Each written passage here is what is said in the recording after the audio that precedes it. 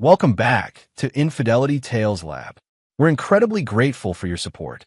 Before we begin today's tale, tell us, which city or country are you joining us from? We love connecting with our global audience. Now, let's dive into today's story. Chapter 1. The Last Goodbye. Rain pounded against the chapel windows as Damon Thorne stood beside his mother's casket. At 42, Damon had built his life on certainty and control. Standing at 6'2" with steel-gray eyes that rarely revealed emotion, he transformed his father's modest security firm into Thorne Defense Solutions, a company that provided cutting-edge security systems to government facilities. His reputation for brutal efficiency and uncompromising standards had earned him both respect and fear in the industry. Eleanor Thorne had been his anchor, the woman who raised him alone after his father's mysterious disappearance when Damon was just 10. She never remarried, dedicating her life to her only child. In her final years, Eleanor had suffered from early-onset dementia, her lucid moments becoming increasingly rare. "She looks peaceful," whispered Vivian, his wife of 8 years, slipping her hand into his. At 36, Vivian remained striking, olive skin, dark hair cut in a sleek bob, and eyes that seemed to shift between green and amber, depending on the light. They'd met at a charity auction where Vivian had been working as an event coordinator. Her intelligence and quiet confidence had drawn Damon to her immediately. "She wasn't peaceful at the end," Damon replied, his voice low. "The last time I visited, she grabbed my arm so hard it bruised. She was terrified of something." Vivian squeezed his hand. "The dementia. The doctors explained how it can cause paranoia." Damon nodded, but something nagged at him. His mother's fear had seemed too specific, too focused. Even in her confusion, Eleanor Thorne had always been trying to tell him something. The funeral reception was held at Damon's childhood home, a spacious colonial in the Virginia suburbs that Eleanor had refused to leave despite Damon's offers to move her closer to him. Guests moved through the house, offering condolences that felt hollow to Damon's ears. "You holding up okay?" asked Levi West, approaching with 2 glasses of bourbon. Levi had been Damon's right hand at Thorne Defense for 15 years, having served together in Army intelligence before entering the private sector. Where Damon was coldly analytical, Levi was intuitive and personable, the perfect counterbalance. "I'm fine," Damon replied, accepting the drink. "Vivian mentioned you're staying an extra day to handle the estate." Damon nodded. "There's a meeting with the attorney tomorrow. Some paperwork that needs my signature." "Take all the time you need," Levi said, clapping him on the shoulder. "The Belmont contract is under control." As the reception wound down, Damon noticed Vivian checking her phone frequently, a slight frown creasing her forehead. "Everything okay?" he asked. "Just work," she replied quickly. "The Wellington fundraiser is in 2 weeks, and nothing's going according to plan." Vivian had started her own event planning business 3 years ago, specializing in high-profile political fundraisers. "You should head back to D.C. tonight," Damon suggested. "I'll wrap things up here tomorrow and be home by evening." Relief flickered across Vivian's face. "Are you sure?" "I'm sure. There's no reason for both of us to be away from work." After Vivian and the last of the guests departed, Damon walked through his mother's house, memories surfacing with each room. In her study, he found himself drawn to the antique desk where she used to write letters, actual handwritten letters to friends and family. On impulse, he opened the top drawer. Inside was a sealed envelope with his name written in his mother's unmistakable handwriting. The date on the envelope was just 3 weeks earlier, during what her caretaker had described as an unusually lucid day. Damon's heart pounded as he broke the seal and unfolded the letter. "My darling son, if you're reading this, I'm gone, and I've failed to tell you this in person. My mind betrays me most days, but today is clear, and I must warn you while I can. Don't trust your wife. She's not who you think she is. I've seen things, Damon. When you brought her to visit last Christmas, I caught her going through your father's old papers in the attic. When I asked what she was looking for, the look in her eyes, it was the same look I saw on the men who came asking questions after your father disappeared. I know this sounds like the ravings of an old woman, but please, if you've ever trusted me, investigate. Be careful. There are files hidden behind the loose brick in the basement, the one your father showed you as a boy. I love you. I'm sorry I couldn't protect you better. Mom. Damon read the letter 3 times, his mind racing. His mother's dementia had produced all sorts of delusions, but this was written during a lucid period. And she mentioned the loose brick, a hiding spot only he and his parents had known about. He folded the letter carefully and placed it in his pocket. Then he headed for the basement. Chapter 2. Hidden Truths. The basement air was thick with dampness as Damon ran his fingers along the old brick wall. The hiding spot had been a game when he was a child, his father's secret vault, where they'd leave messages for each other. He found the loose brick easily, as if his fingers remembered what his mind had nearly forgotten. Behind it was a small metal box, coated in decades of dust. Inside were several microfiche slides and a handwritten note from his father dated just days before his disappearance. Damon, if you're reading this, something has happened to me. What I've discovered puts us all at risk. Trust no one outside our family. The people involved will stop at nothing. The microfiche contains evidence. I'm meeting with a federal prosecutor tomorrow. If I don't return, take this to Agent Walsh at the FBI field office on your 21st birthday. Not before. It's too dangerous. I love you, son. Stay strong. Damon stared at the note, a hurricane of emotions breaking through his carefully constructed walls. His father hadn't abandoned them. He'd been trying to expose something dangerous enough to get him killed.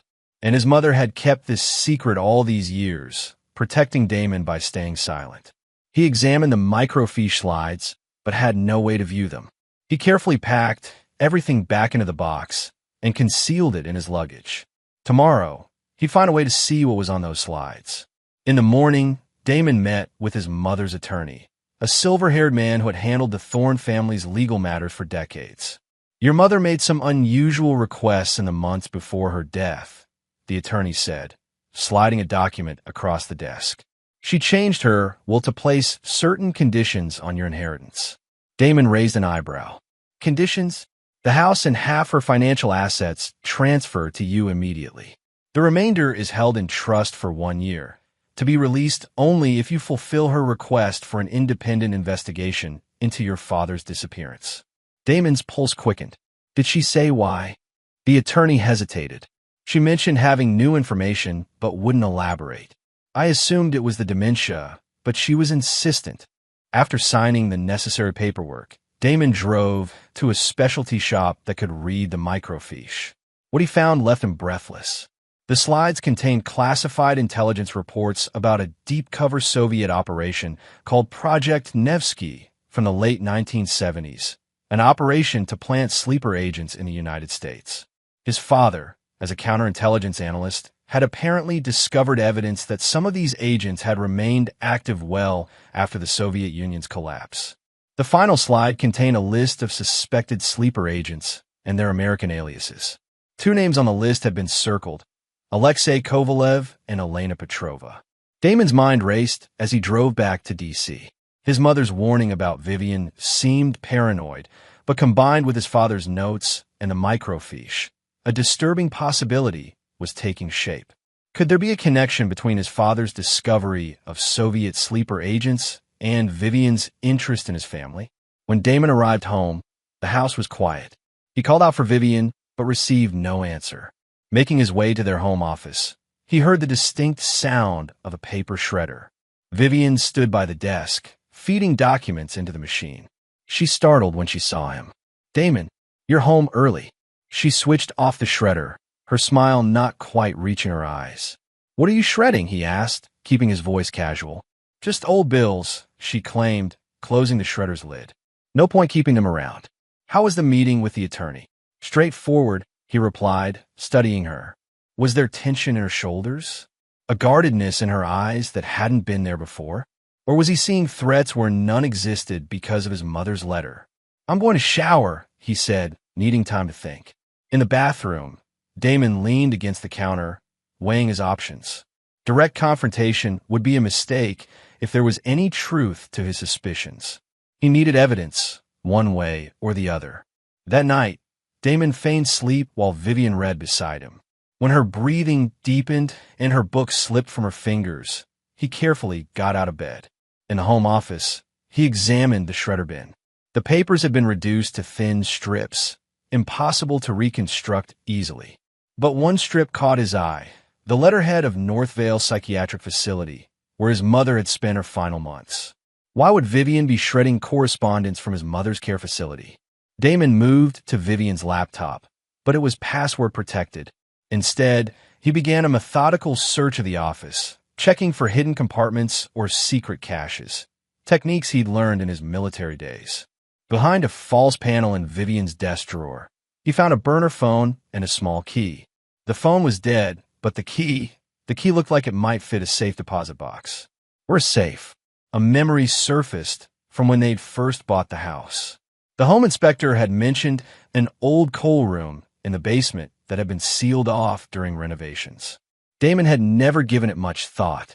Armed with a flashlight, he made his way to the basement. The renovated space served as a wine cellar and storage area, but one wall had always seemed out of place.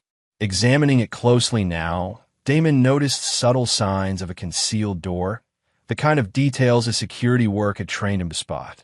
It took him 20 minutes to find the hidden latch mechanism. The door swung open, revealing a small, concealed room. Inside was a safe bolted to the floor. Damon's heart pounded as he tried the key. It fit perfectly. Inside the safe were multiple passports, 5 in total, all with Vivian's photograph but different names. Elena Petrova, Sofia Markov, Natalia Orlova, Ivana Kurilenko, Katerina Sokolova, Elena Petrova. The same name circled in his father's microfiche. There were also bundles of cash in various currencies, several encrypted USB drives, and a small pistol with a silencer. As Damon took photos of the contents with his phone, the basement light suddenly switched on. I really wish you hadn't found those. Vivian's voice was different, harder, with the faintest trace of an accent he'd never noticed before. When he turned, she stood in the doorway, her expression cold and calculating. She wasn't alone. Behind her stood a man Damon recognized as Vincent Mercer, a State Department official he'd met at several of Vivian's events. "We try to warn your mother, too," Mercer said, raising what appeared to be a stun gun. "She should have minded her own business. Like father, like son." In the split second before Mercer fired, Damon noticed something fall from Vivian's hand, a syringe. They weren't planning to kill him. Whatever they had planned was likely much worse. Damon dove to the side as Mercer fired, the stun gun's probes missing him by inches. In one fluid motion, he grabbed the pistol from the safe and fired twice. The silenced shots caught Mercer in the chest, sending him crumpling to the floor.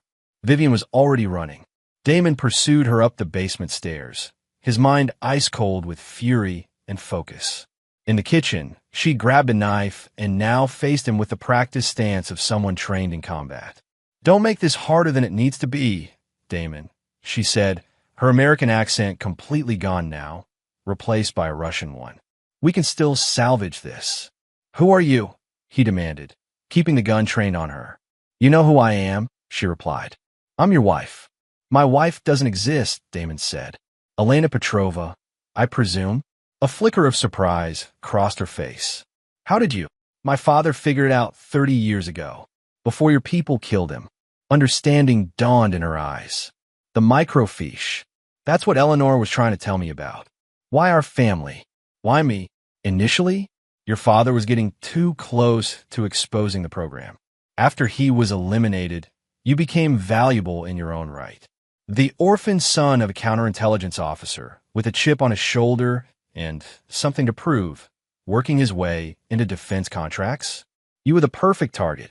8 years, Damon said, his voice deadly quiet. 8 years of marriage. Was any of it real?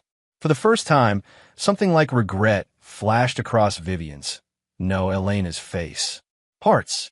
More than was supposed to be. Their standoff was interrupted by the sound of sirens in the distance. "Your neighbors have excellent hearing," Elena said with a grim smile. "This isn't over, Damon." Before he could stop her, she slashed the knife across her own arm, drawing blood, then dropped it and screamed, "Help! He's gone crazy.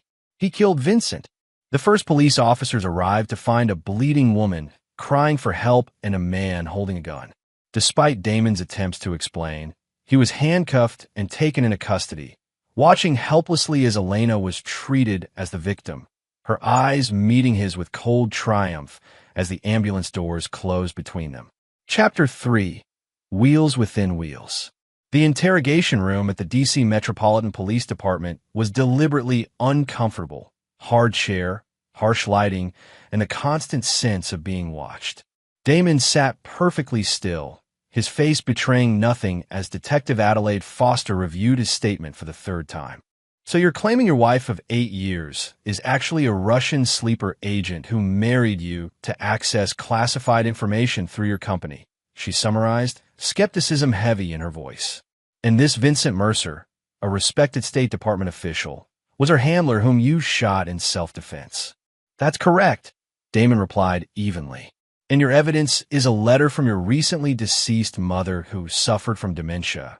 Some microfiche your father supposedly left before disappearing 32 years ago, and passports you found in a secret room that our officers couldn't locate during their search of your home. Damon met her gaze. The room is there. The safe is there.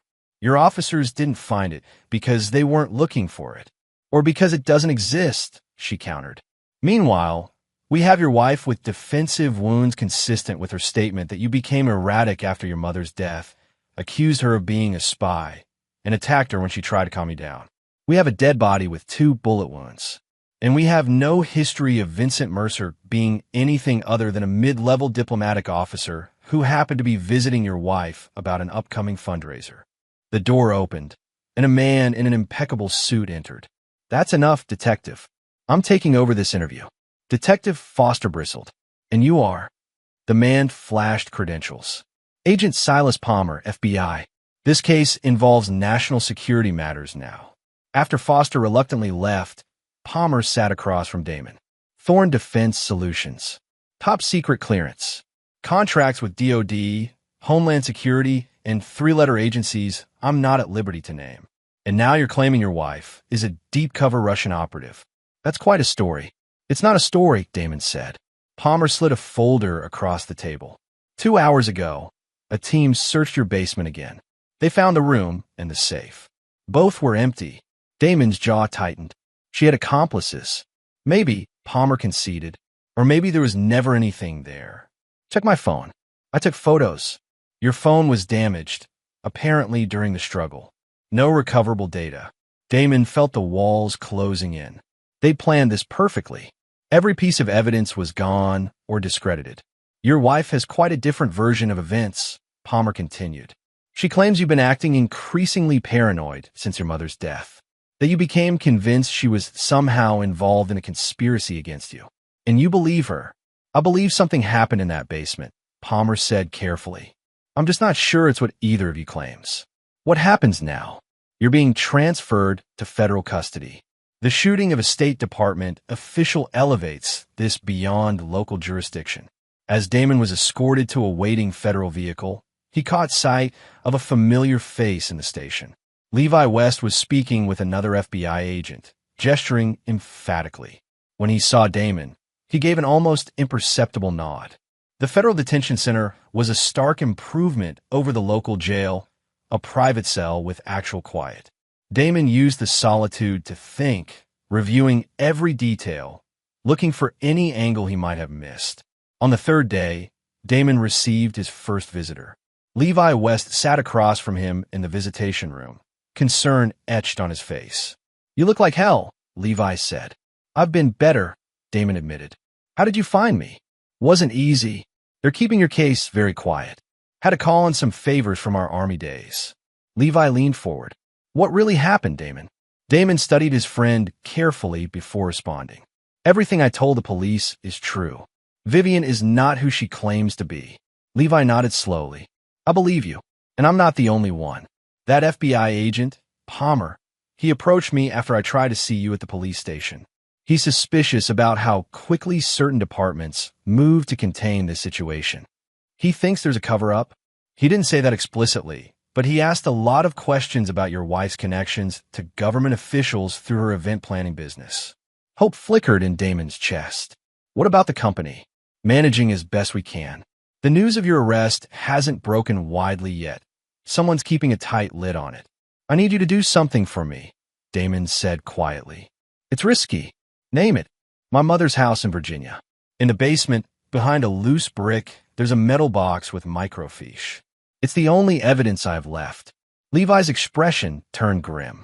The house was broken into yesterday. Your mother's attorney called me. The place was ransacked. Damon closed his eyes briefly. Of course Elena would cover all bases. But, Levi continued with a small smile, I made a copy of your father's case file years ago, when you first brought me into the company. I always wondered why he disappeared. The file doesn't have a microfiche, but it has his notes about Project Nevsky and the names he was investigating. For the first time in days, Damon felt a spark of hope. Get that file to Palmer. And Levi, watch your back. These people are professionals, and they've had decades to embed themselves. After Levi left, Damon was returned to his cell. That night, he was awakened by the sound of his cell door opening. Agent Palmer stood in the doorway with another agent. On your feet, Thorne. You're being moved. Where to? Somewhere we can talk securely. Palmer's voice was barely above a whisper. Your friend Wes came through with some very interesting reading material. They escorted Damon to an unmarked SUV. As they drove through the dark streets of D.C., Palmer explained the situation. Vincent Mercer's autopsy revealed something unexpected, a Soviet-era dental implant technique that was only used for their elite intelligence officers. We've been quietly investigating him for months as part of a counterintelligence operation. Your shooting him forced us to accelerate our timeline. And Vivian, Elena Petrova, Palmer corrected. We've confirmed her identity through facial recognition against KGB archives. She's a second-generation operative, born to deep-cover agents, raised in America, but trained during overseas study abroad programs. The perfect sleeper. Why are you telling me this now? Because we need your help to catch her and her network. She thinks you're out of the game, locked up and discredited. That makes you our best asset. What's the plan? We're going to let you escape. Chapter 4. The Hunter. The safe house in rural Pennsylvania was modest. A 2-bedroom farmhouse surrounded by acres of empty fields. Perfect sight lines in all directions. No neighbors to ask questions. Damon stood by the window, watching as Palmer and the rest of the FBI team set up surveillance equipment. It had been 3 days since his staged escape from federal custody, an event now making headlines across the country. Defense contractor accused of murder escapes during transport. The manhunt was the perfect cover. While authorities publicly searched for him, Damon was working with a select counterintelligence team to unravel Elena's network. Your wife has been busy, Palmer said, joining him at the window.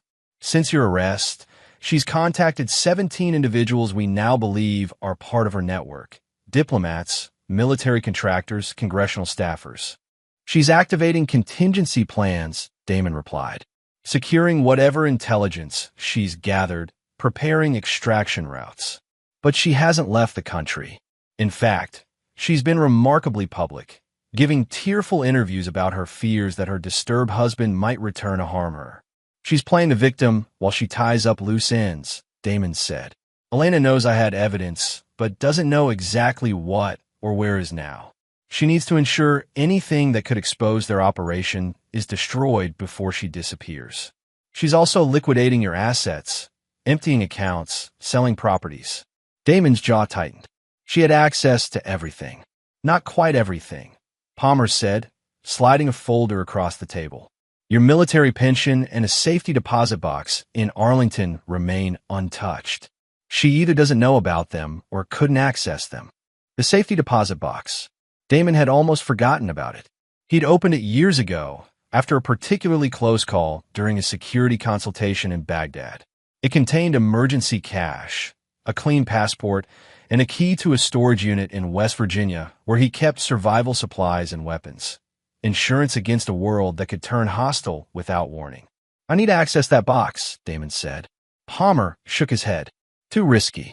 Every law enforcement agency in the D.C. area is looking for you. Then send someone you trust.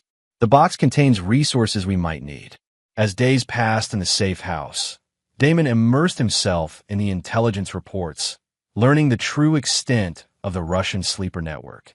Project Nevsky hadn't ended with the Soviet Union's collapse. It had evolved, with a new generation of agents embedded in American society. According to the FBI's analysis, at least 30 deep-cover operatives were currently active in positions of influence throughout government, defense, and technology sectors.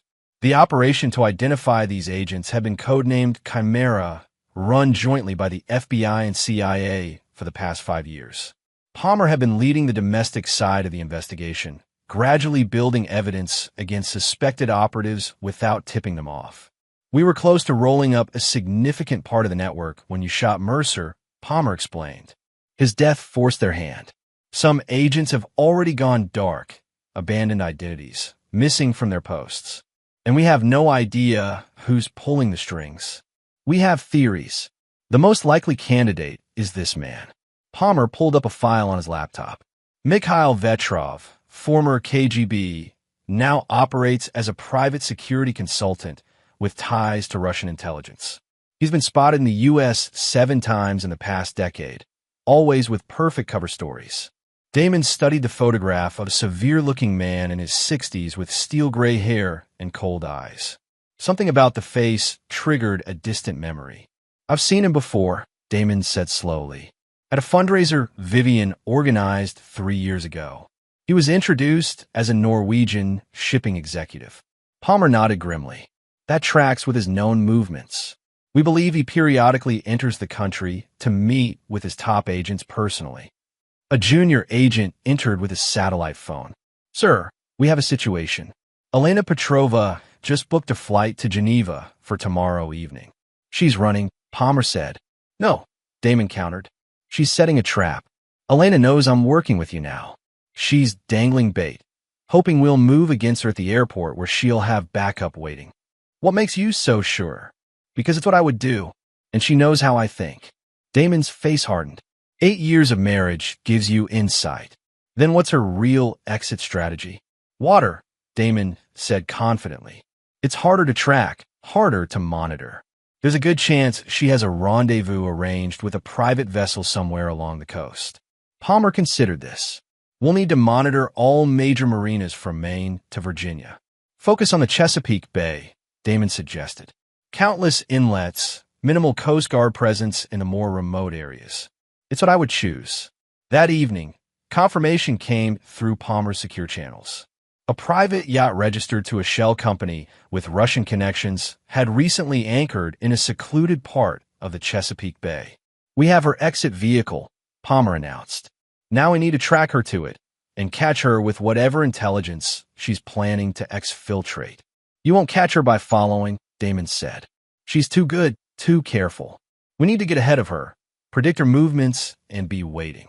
Ow! We can't cover every possible route. We don't need to. Damon pulled out a map of Maryland's eastern shore.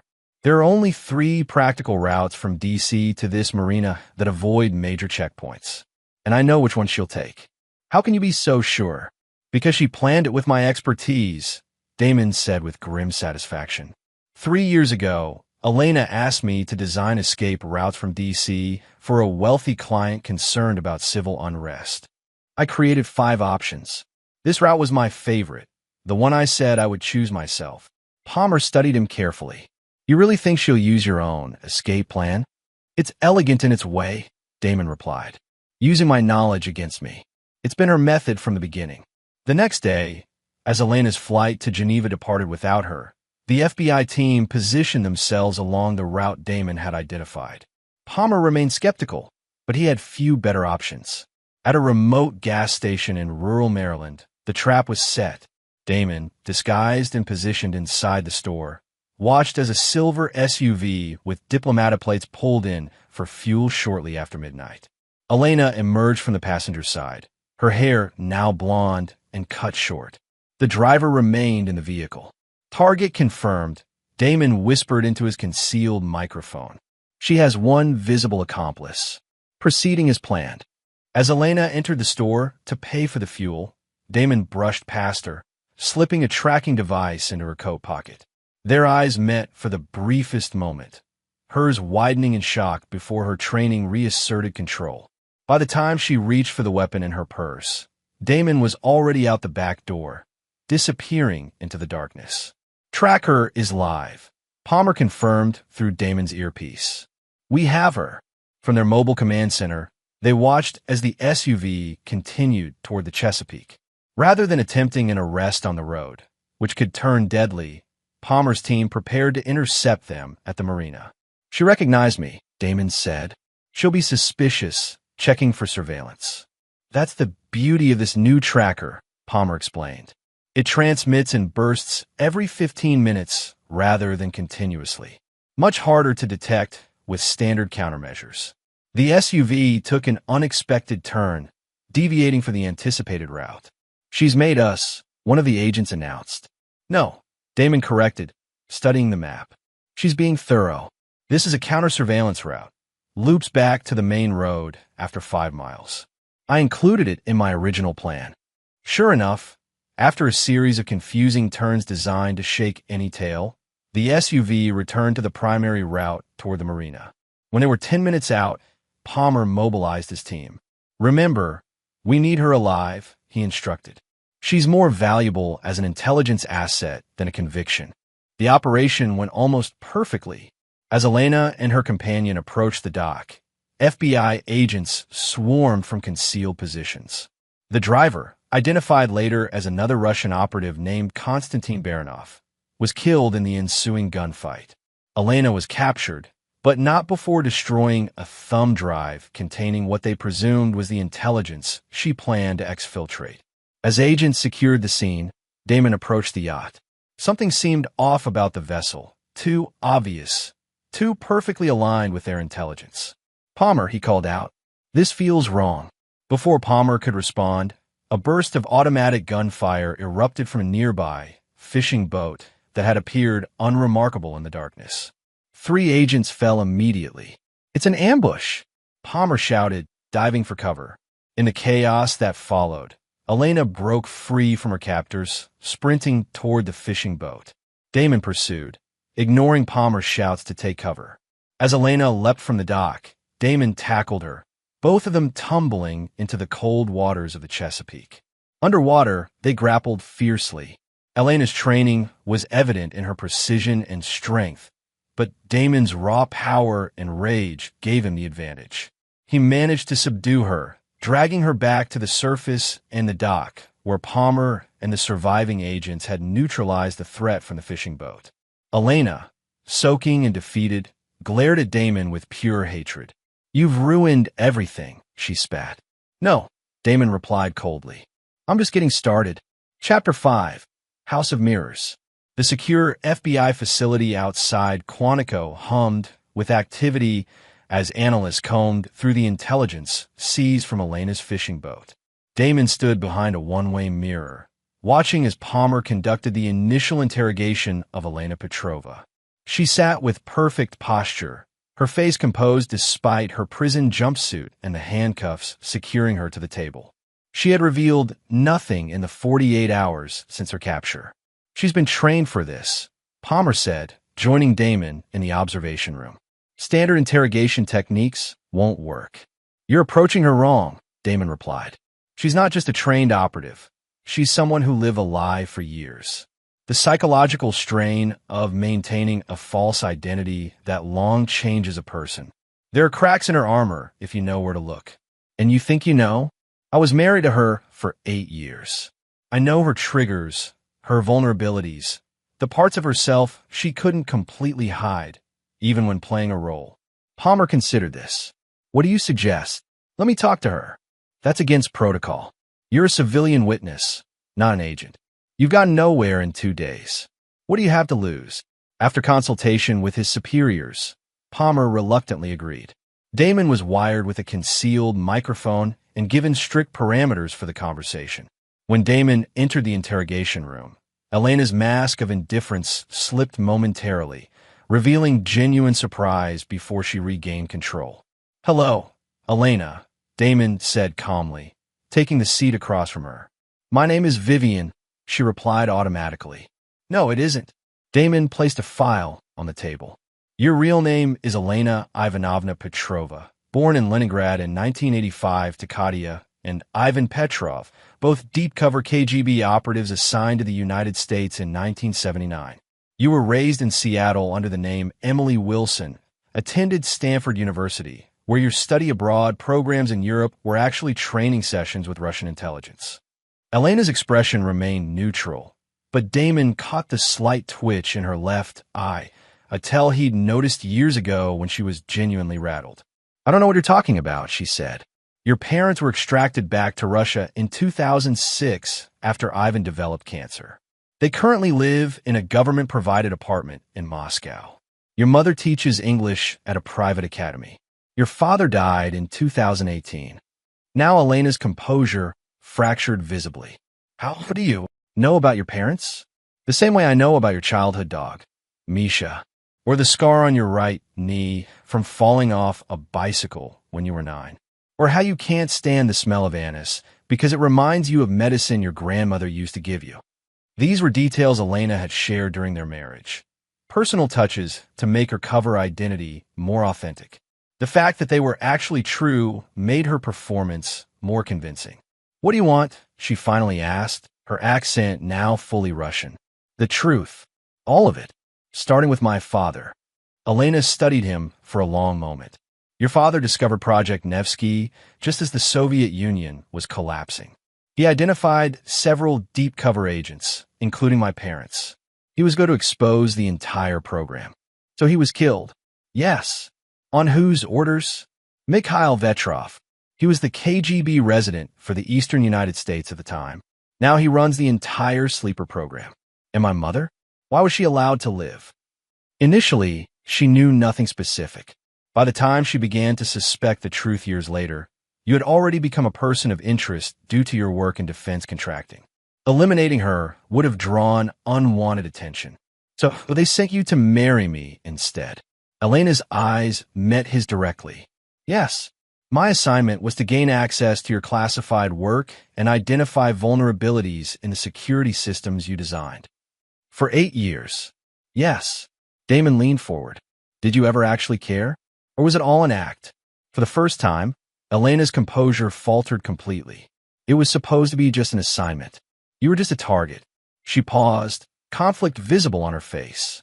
"But living with someone for years, it becomes complicated. Not complicated enough to stop you from planning to disappear with everything you stole from me. That was always the endgame, Damon. Extract the intelligence and return home. And if I had discovered the truth sooner, would you have killed me like my father?" Elena didn't answer immediately. "That was the contingency plan, yes. But I argued against it. I convinced Vetrov that maintaining cover and continuing the intelligence gathering was more valuable than eliminating one potential threat." Damon absorbed this with cold detachment. "Where's Vetrov now?" "I don't know. We communicate through cutouts and dead drops. I haven't seen him in person in over a year." "What about the rest of your network? The other sleeper agents?" Elena smiled thinly. "I've told you enough for today." Over the following weeks, Elena provided carefully measured information, enough to appear cooperative without compromising the most valuable assets in her network. Each revelation was verified against existing intelligence, building a clearer picture of the Russian operation. Meanwhile, Damon struggled with the aftershocks of betrayal. Every memory of his marriage was now tainted, every moment of intimacy revealed as calculation. At night, in the small apartment the FBI had arranged for him, he pored over case files, searching for connections and patterns the analysts might have missed. One morning, Palmer arrived with troubling news. "We have a problem. The evidence against Elena is being questioned by certain officials in the Justice Department. There's pressure to classify this entire case on national security grounds." "Meaning what?" "Meaning someone powerful wants this buried. We think at least one of the sleeper agents has enough influence to interfere with the prosecution." "You're saying she might walk?" "Not walk exactly, but potentially be traded back to Russia in a quiet prisoner exchange rather than facing trial here. Which means we lose our best source of information about the network." Damon processed this, fury building inside him. "What about the evidence from the fishing boat?" Most of it is technical intelligence, security protocols, system vulnerabilities. Valuable, but not directly incriminating for the wider network of agents. Then we need something more damning. Something that can't be buried. Like what? Like Vetrov himself. Damon's eyes gleamed with dangerous intensity. Elena is a valuable asset, but she's ultimately just an operative. Vetrov is the mastermind. If we capture him on American soil, this whole case becomes too big to disappear. And how exactly do we catch a ghost who's eluded intelligence agencies for decades? By giving him something he can't resist, Damon said. Me? The plan that emerged was audacious and extremely high risk. Using carefully controlled leaks, they would create the impression that Damon had accessed a complete list of Russian sleeper agents from his father's old files. Information so damaging that it threatened the entire network. Vetrov will have to respond, Damon explained. He can't risk exposure of assets he spent decades cultivating. He'll either send a team to eliminate me or come himself to assess the situation. And if he sends assassins rather than coming personally, then we capture them and use them to get to him. One way or another, Vetrov shows himself. Palmer was skeptical, but saw few alternatives as political pressure mounted to resolve the case quietly. With reluctant approval from FBI leadership, Operation Mirror was launched. The bait was set through a series of calculated moves. First, Damon was publicly released from custody, with leaked reports suggesting he had been cleared of all charges due to new evidence he had provided to authorities. Then, he returned to his company, Thorn Defense Solutions, announcing a new security protocol he was developing based on recently discovered family documents. For 2 weeks, Damon lived in careful visibility, following predictable patterns while under constant FBI surveillance. He visited the same coffee shop each morning, worked late at his office, and took evening runs along a predictable route in Rock Creek Park. The response, when it came, was both swift and unexpected. Not assassins in the night, but a simple phone call to Damon's direct line at Thorn Defense. "Mr. Thorn," said a heavily accented voice, "I believe we have mutual interest to discuss.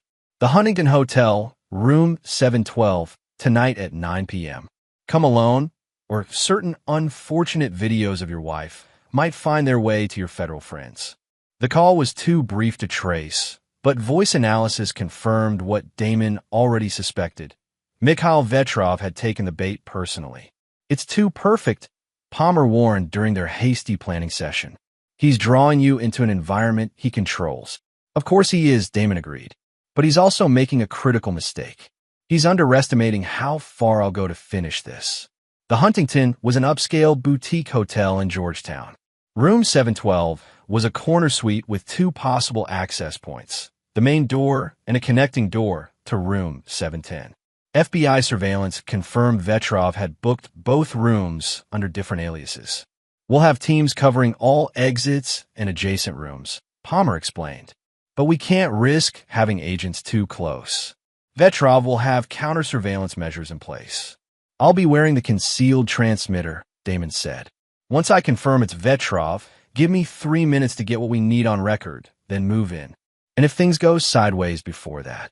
Damon checked the small backup weapon strapped to his ankle, a concession Palmer had reluctantly allowed. "Then I'll improvise." At 8:55 p.m., Damon entered the Huntington, projecting the confidence of a man who believed he held the upper hand. Hotel security footage would later show nothing unusual about his demeanor as he took the elevator to the 7th floor. The corridor was empty when he approached room 712. He knocked twice, waiting as he heard movement inside. When the door opened, Damon found himself face to face with the man who had orchestrated his father's death and his wife's betrayal. Mikhail Vetrov had aged since the photographs in his file, but his eyes remained sharp and calculating. He gestured Damon inside with a slight smile. "Mr. Thorn, I've looked forward to meeting you properly." His English was perfect, with only the faintest trace of a Russian accent. "Please take a seat." The suite was elegant but sparsely furnished. Damon noted the absence of visible security, no obvious bodyguards or weapons. Either Vetrov was supremely confident, or his protection was more subtly arranged. "I'll stand," Damon replied coldly. As you wish. Vetrov moved to a small bar cart and poured 2 glasses of vodka. You've caused quite a disruption to my operation. Decades of careful work. Compromised because you couldn't leave well enough alone, just like your father. My father was right about you. Your father was naive. He believed in black and white, good and evil. The real world operates in shades of gray, as I'm sure you've learned from your own government's reaction to this situation. Vetrov offered a glass to Damon, who ignored it. They're already looking for ways to bury this, aren't they? Too many powerful people implicated, too many uncomfortable questions. Is that why you're here? To negotiate a cover-up? Vetrov smiled thinly. I'm here to propose a mutually beneficial resolution. The complete list of agents your father identified. I want it and any copies you made. And in return, you get to live. Your reputation restored. Perhaps even financial compensation for your marital difficulties. That's your offer? Money. After everything you've taken from me. What I've taken? Vetrov laughed coldly. Your father was collateral damage in a larger conflict. And Elena, she was never yours to begin with. She belonged to Russia long before she met you. The casual dismissal of his father's murder and his wife's betrayal ignited something primal in Damon. The transmitter in his watch recorded everything, but 3 minutes suddenly seemed too long to wait. Where's the list? Vetrov demanded, his patience visibly thinning. There is no list, Damon replied. At least, not the complete one you fear. But I have something better. You admitting to a decades-long espionage operation on American soil. My father's murder. All of it recorded and transmitting to the FBI as we speak. Vetrov's expression darkened. A foolish gambit. He reached inside his jacket, but Damon was already moving. Years of combat training took over as he closed the distance between them in 2 swift strides. Before Vetrov could draw his weapon, Damon delivered a devastating strike to his throat, followed by a precise blow to his knee that sent the older man crashing to the floor. The door burst open as FBI agents swarmed the room, weapons drawn. Palmer entered last, surveying the scene with grim satisfaction. Mikhail Vetrov, you're under arrest for espionage, murder, and conspiracy against the United States, he announced formally. As agents secured Vetrov, Damon knelt beside the struggling man. This is for my father, he whispered, and for the 8 years you stole from me. Chapter 6, Bloodlines.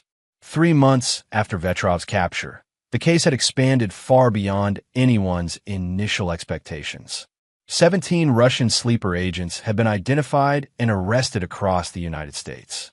High-ranking officials in the State Department, Pentagon, and even Congress had been implicated in unwitting cooperation with Russian intelligence. Damon sat in Palmer's office, reviewing the latest briefing. The media had labeled it the Ghost Network case, the largest foreign intelligence breach since the Cold War. Vetrov is negotiating a plea deal, Palmer announced, setting down a classified file. In exchange for avoiding the death penalty, he's offering details on operations dating back to the Soviet era, including my father's murder. Full confession, with names of the actual killers. They're both dead now, but at least you'll have closure. Damon nodded, but closure felt like a distant concept. And Elena, still providing intelligence, though we've squeezed most of the valuable information from her already. Her testimony will be crucial in several upcoming trials. The personal cost of the investigation had been steep. Thorn Defense Solutions had lost several government contracts due to security concerns, though Damon's personal reputation had been restored once the full scope of the Russian operation became public. He had sold his house, unable to face living in a space so thoroughly contaminated by lies, and moved into a Spartan apartment in Alexandria. There's something else, Palmer said hesitantly.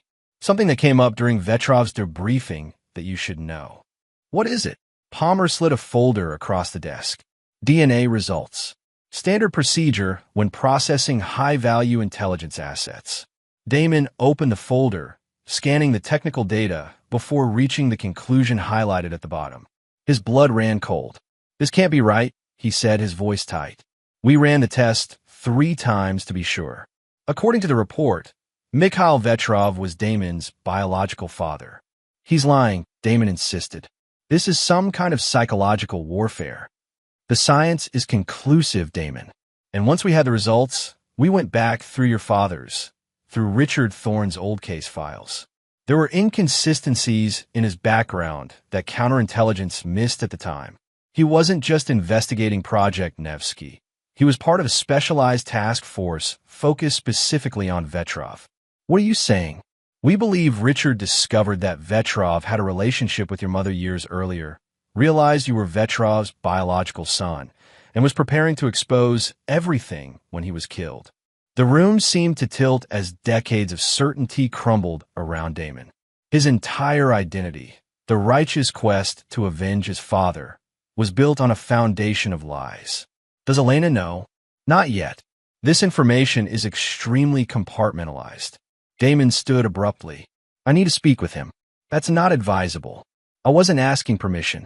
Special arrangements were made for Damon to meet with Vetrov at the secure facility where he was being held. The room was sparse. A metal table bolted to the floor, 2 chairs, and continuous surveillance. When Vetrov entered, shackled and escorted by guards, he smiled at the sight of Damon. It was a smile of genuine pleasure, not the cold calculation Damon had seen at the hotel. My son, Vetrov said simply once they were alone. I'm not your son, Damon replied through clenched teeth. Biology suggests otherwise. Biology is just chemistry. It doesn't make you my father. Vetrov nodded thoughtfully. Richard Thorne was a good man. He raised you well, despite knowing the truth. That took exceptional character. When? Damon demanded. When were you with my mother? 1979. Eleanor was working as a secretary at the State Department. Beautiful, intelligent, and with access to diplomatic communications. I was posing as a Swedish cultural attaché. Our relationship lasted 6 months before my assignment changed. Vetrov's expression softened with what appeared to be genuine reminiscence. I didn't know about you until years later, when KGB surveillance identified Richard Thorne investigating Project Nevsky. Standard procedure included background checks on his family. The timing of your birth raised questions. So you had him killed? I gave the order, Vetrov admitted. But had I known then what I know now, I might have made a different choice. What's that supposed to mean? Richard discovered you were my biological son. He could have used that information against me, exposed me. Instead, he kept it secret, protecting you from the truth. When I learned this, I developed a respect for him and a curiosity about you. So you sent Elena to spy on me? Your own son? Initially, the assignment was standard procedure. You had access to valuable intelligence through your company. But yes, I personally selected Elena for the mission. I wanted someone I trusted to be close to you, to manipulate me, to know you, Vetrov corrected. Consider it a father's peculiar way of staying connected to a son he could never acknowledge. The casual cruelty of this statement left Damon momentarily speechless. His entire life had been shaped by this man's decisions. His father's murder, his mother's decades of grief, and his marriage to a woman who had never truly existed. You destroyed my family. I gave you life, Vetrov countered. And whether you accept it or not, my blood runs in your veins. The same intelligence, the same ruthlessness when necessary. How else could you have caught me when so many others failed? We're nothing alike. No. Consider how quickly you adapted when you discovered Elena's betrayal. How efficiently you set a trap and executed your plan. Those aren't traits Richard Thorne possessed. They're mine. They're ours. Damon stood, unwilling to hear more. This changes nothing. You're still going to spend the rest of your life in prison for what you've done. As he turned to leave, Vetrov called after him. Ask yourself this, Damon. If you truly believed we were nothing alike, why did you come here today? What answer were you hoping to find? The question followed Damon out of the facility and haunted him through the days that followed. He threw himself into work, rebuilding his company's reputation and developing new security protocols based on vulnerabilities identified during the Ghost Network investigation. A week later, Palmer contacted him with a new development. Elena is asking to see you. She says there's something you need to know that isn't in her official testimony. More lies. Maybe, but she seems different. The psychiatrists say she's experiencing genuine psychological distress. Whatever she wants to tell you, she believes it's important. Against his better judgment, Damon agreed to the meeting. Elena was being held at a different facility than Vetrov, a medium-security federal detention center where cooperative intelligence assets were sometimes housed during debriefing. When he entered the visitation room, he barely recognized her. Gone was the polished, confident woman he had married. In her place sat someone whose edges had been worn raw, her composure replaced by visible exhaustion. "Thank you for coming," she said in Russian-accented English. She no longer maintained the pretense of her American persona. "Palmer said you had something to tell me." Elena studied him intently. "You've spoken with Vetrov. How did you know?" "I can see it in your face." "The same shock I felt when he told me the truth." Elena leaned forward. "He didn't tell me until after we were married. Said it added a poetic symmetry to the mission." "What mission? Spying on me?" "No, Damon. Creating a child." The words hit Damon like a physical blow. "What?" "Our marriage wasn't just about intelligence gathering. Vetrov wanted his bloodline continued through you, a grandchild he could eventually bring into the fold. Our child would have dual citizenship, impeccable American credentials through you, but ultimately loyalty to Russia through me. We never had children, not for lack of trying on my part. The fertility issues I pretended to have, another lie. I was taking contraceptives the entire time, waiting until Vetrov gave the order to proceed." Damon felt physically ill at the calculated depravity of the scheme. "When did he plan to tell me any of this?" "Never. Once we had a child, my extraction plan would have included taking the child with me back to Russia. You would have been told we died in an accident." The full weight of the manipulation, spanning generations and destroying countless lives, settled over Damon. Elena, watching his reaction, continued in a softer voice. "I'm not asking for forgiveness, Damon.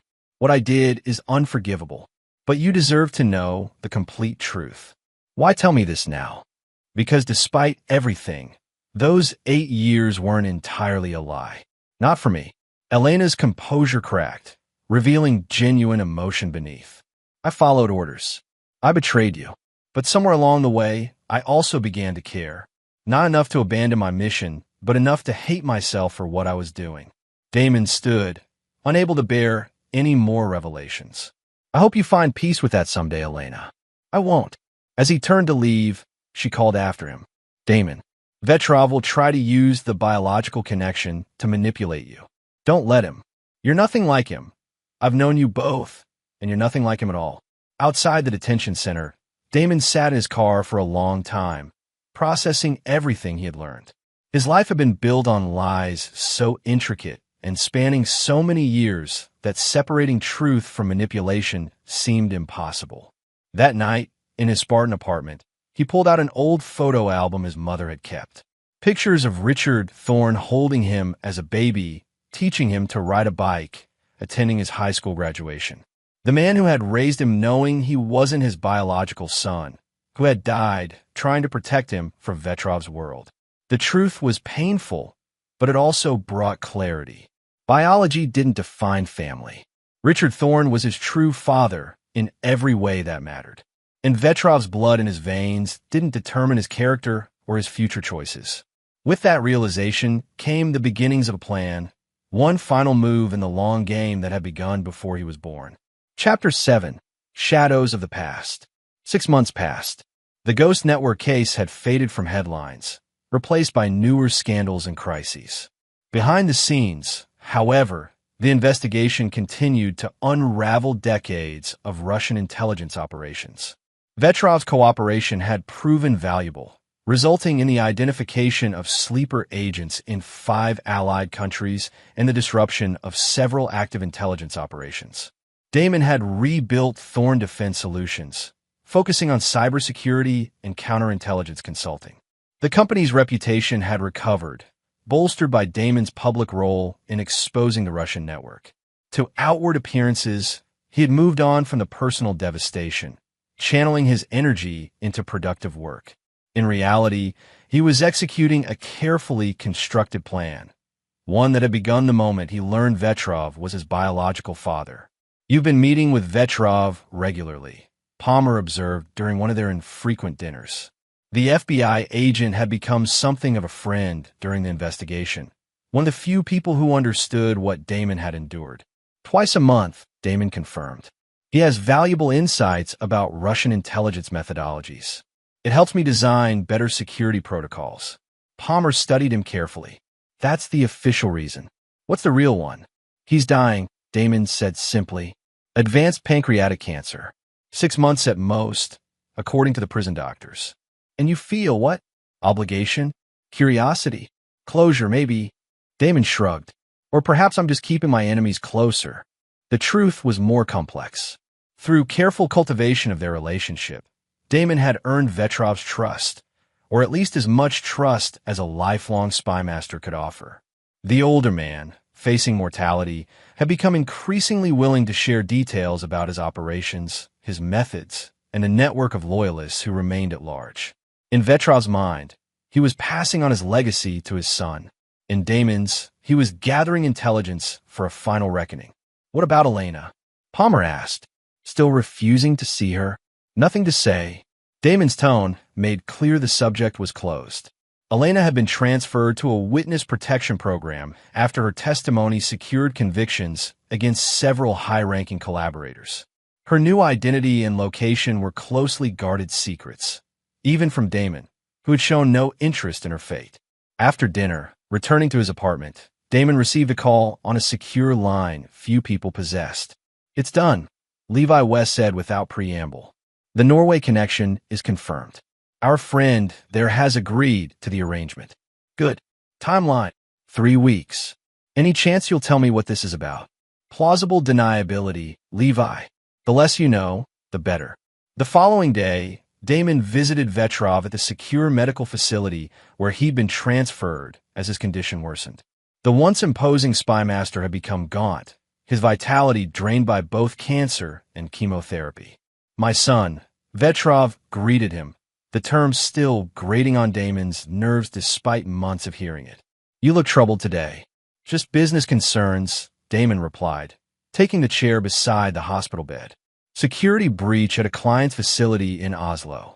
Vetrov's interest visibly sharpened, years of intelligence tradecraft overriding even his physical discomfort. Norway has always been an interesting operational territory. Border with Russia, NATO membership, significant oil wealth. We had several assets there during my time. Anyone still active? Damon asked casually. Perhaps.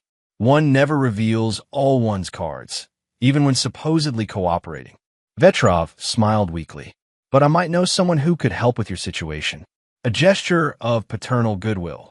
This was Vetrov's pattern, dangling intelligence as a way to forge connection, to create a sense of conspiracy between them. Damon had learned to navigate these waters carefully, accepting some offerings while seeming to reject others. I'm listening. Christian Berg, officially a petroleum engineer with Norwegian State Oil Company. Unofficially, one of my most valuable assets for decades.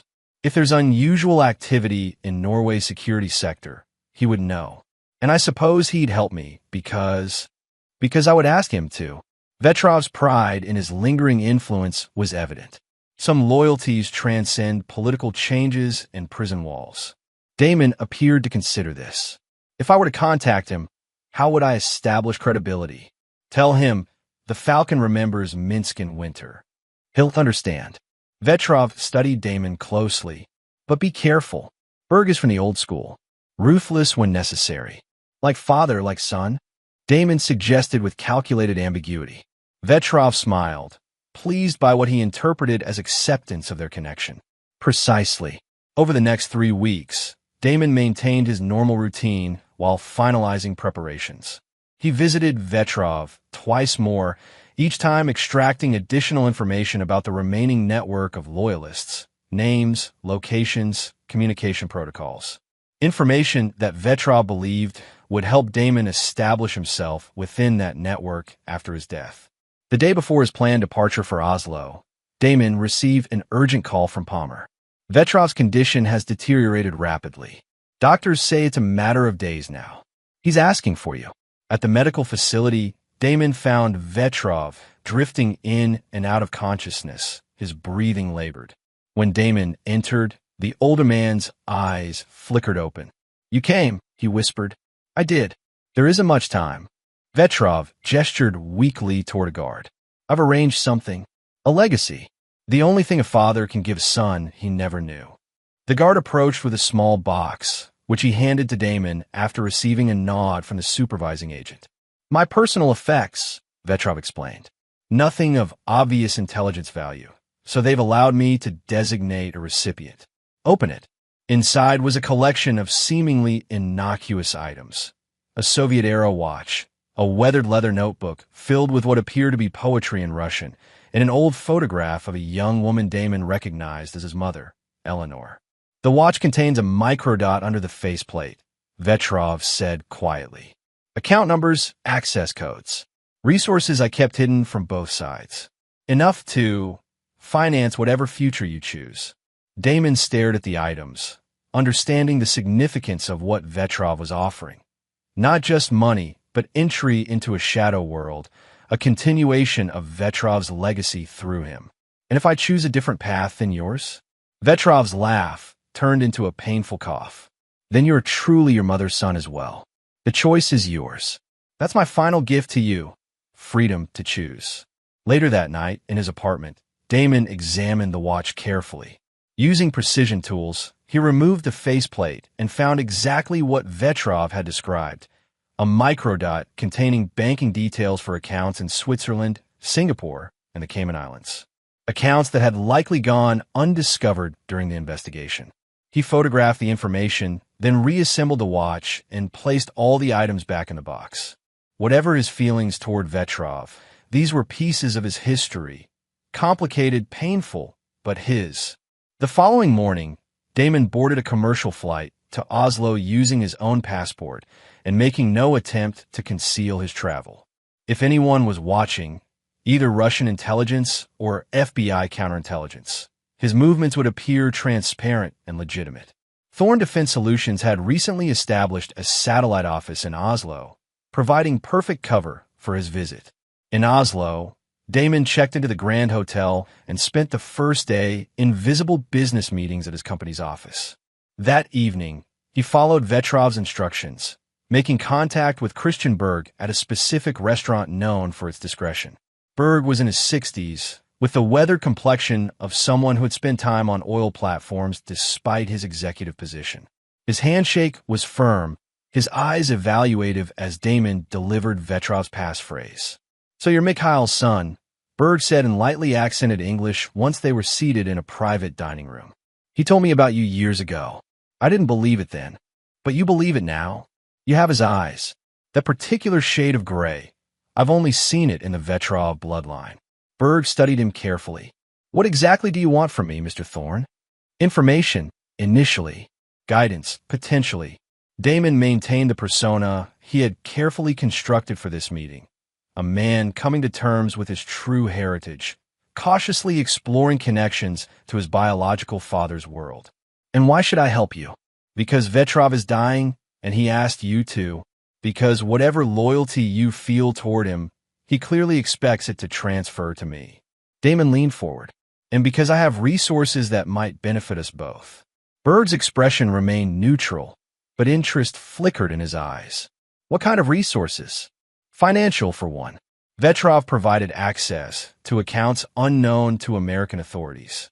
For the next hour, Damon navigated a careful conversation, establishing credibility without committing himself too deeply, expressing curiosity about Berg's operations while revealing little about his own intentions.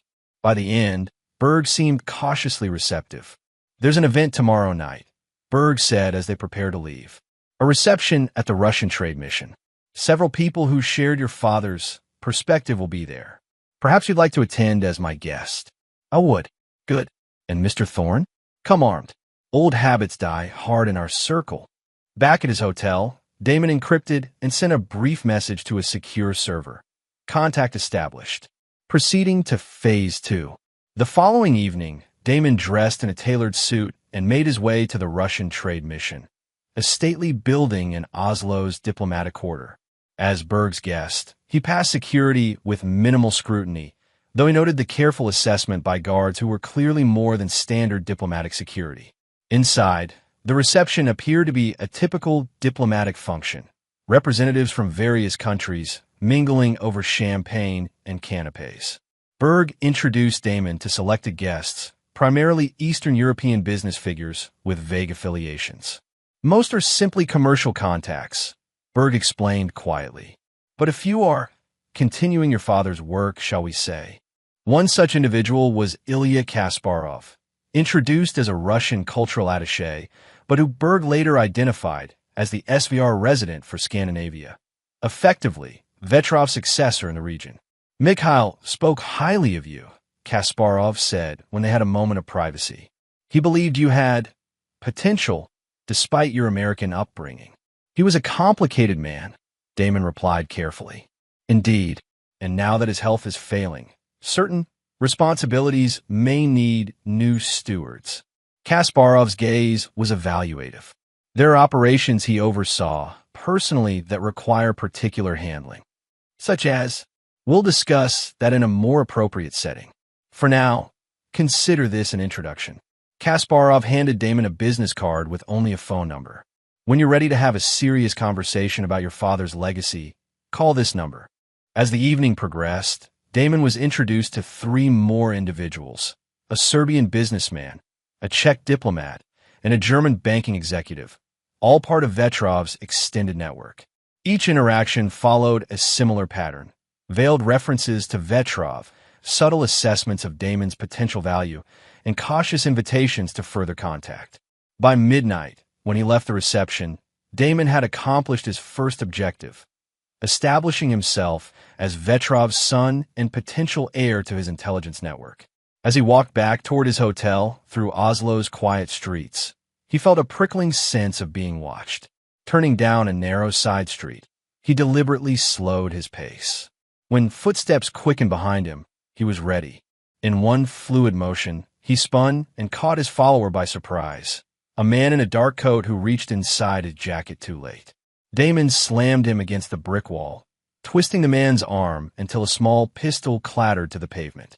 "Who sent you?" Damon demanded in Russian. The man's eyes widened in surprise at the language choice. "Test protocol," he gasped. "Standard procedure for new contacts." "Kasparov." "Berg," he said to apply pressure. "See how you react." Damon released him slightly.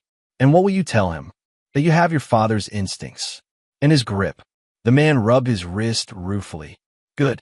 Tell him I passed his test, and I don't appreciate being followed. Next time, I won't be so gentle." The encounter, while appearing spontaneous, had been anticipated in Damon's planning. Berg would need to verify his capabilities before any real trust could develop. By demonstrating both awareness and restraint, Damon had passed the first hurdle. Over the next 5 days, Damon moved deeper into Vetrov's world. He met with Berg twice more, each time sharing small pieces of intelligence that Vetrov had provided, enough to prove his connection, but nothing that would compromise American security interests. On the 6th day, his phone rang at 3 a.m. It was Palmer. "Vetrov is dead," he said without preamble. "Past an hour ago." Despite anticipating this news, Damon felt an unexpected complexity of emotions. The man who had destroyed his family, manipulated his life, and yet given him life itself, was gone. "I'll arrange to return for the funeral," Damon said. "There won't be one. Bodies being claimed by the Russian embassy for repatriation." "Understood. I'll be back in D.C. tomorrow." Before he could hang up, Palmer added, "Damon, whatever you're doing in Oslo, be careful. You're walking a fine line." "Always." That morning, Damon received another call, this one from Kasparov. "You've heard the news?" "Yes. There will be a private memorial tonight. Diplomatic residence. 8 p.m. Certain matters regarding succession will be discussed." Kasparov paused. "Your presence would be appropriate." "I'll be there." The Russian diplomatic residence was a 19th century mansion on the outskirts of Oslo. Security was tight but discreet. Men with the unmistakable bearing of intelligence operatives positioned throughout the grounds. Inside, about 30 people had gathered, a mix of official diplomats and others Damon recognized from Vetrov's network. The atmosphere was subdued, but not solemn. This was a professional acknowledgement rather than personal grief. Kasparov led the proceedings, speaking briefly about Vetrov's contributions to Russian intelligence over 5 decades. Then, with practiced diplomatic skill, he separated the gathering into smaller groups. Those with genuine diplomatic credentials drifting toward the formal reception rooms, while a core group of about a dozen were directed to a wood-paneled study. "Gentlemen," Kasparov began once the door was closed. "With Mikhail's passing, certain operational structures require reorganization. He personally managed several high-value assets and operations, particularly legacy networks from the Soviet era." His gaze settled on Damon. "Mr. Thorne's presence here represents both continuity and new opportunity. As Mikhail's son, he has a unique perspective, American by citizenship, but connected to our interests by blood." The implication was clear. Damon was being positioned as a potential bridge between Vetrov's old network and future operations. For the next hour, the conversation navigated complex territory, hints at active operations without explicit details, assessments of Western counterintelligence capabilities, and discussions of financial resources. Damon participated carefully, presenting himself as interested but cautious, knowledgeable but not fully committed. As the meeting concluded, Kasparov took Damon aside. "Mikhail believed you might eventually embrace your heritage. He prepared for that possibility." "How so?" "There's a dacha outside Moscow that belonged to him. In his will, he left it to you, along with certain other personal effects. Items that might help you understand your father better. I'm an American citizen. Travel to Russia might raise flags with my government." Kasparov smiled thinly. "There are ways to manage such concerns. When you're ready to claim your inheritance, contact me." On the flight back to Washington the following day, Damon reviewed his progress. Phase 1 was complete. He had established himself within Vetrov's network as a potential asset, someone they were interested in cultivating. Phase 2 would be more complex and significantly more dangerous.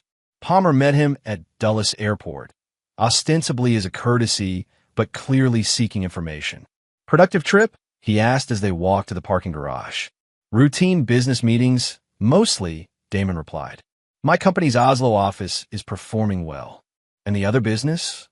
Damon stopped walking. "What other business, Agent Palmer?" "Don't play games, Damon. We know you met with Christianberg. We know about the reception at the Russian trade mission. We've been monitoring Vetrov's network for months. Then you know I've done nothing illegal or compromising to national security." Palmer studied him carefully. "What you're doing walks a fine line. If you're playing some kind of double game—" "I'm not playing any game," Damon interrupted. "I'm doing what anyone would do in my position, trying to understand the forces that shape my life. Vetrov approached me. His people are interested in me because of biological coincidence. I'm managing that situation, and you didn't think to coordinate with us? I'm a private citizen, not an intelligence asset. As long as I don't break any laws or compromise national security, my relationships are my business." The tension between them was palpable. Palmer had been both ally and handler during the Ghost Network investigation, but their relationship had evolved into something more complex. Not quite friendship, not quite professional supervision. "Just be careful," Palmer finally said. "These people aren't amateurs. If they sense you're using them—" "I know exactly who they are," Damon replied coldly. "Better than most." Over the next month, Damon maintained regular contact with both Berg and Kasparov through encrypted communications. He shared occasional pieces of non-sensitive information about American defense contractors, the kind of details an insider might provide without crossing into outright espionage. Each exchange built credibility and trust while revealing more about the structure of Vetrov's remaining network. Kasparov, it became clear, was the operational leader. But financial control resided with a figure in Switzerland known only as the accountant, someone who managed the considerable resources Vetrov had accumulated over decades. "To truly take your father's place," Berg explained during a secure call, "you would need the accountant's backing. He controls the flow of funds to all major operations." "How do I meet him?" He's coming to Zurich next month. A rare appearance. I could arrange an introduction. Do it. Meanwhile, Damon prepared for the next phase. Using resources only Levi West knew about, he established secure communications with a team of private security contractors, former Special Forces operators who worked outside official channels. He transferred funds from his legitimate business accounts to offshore entities, creating financial flexibility for what was to come. 3 weeks before the planned meeting in Zurich, Damon received intelligence from one of his contacts that changed everything. Elena Petrova had been extracted from witness protection by unknown operatives.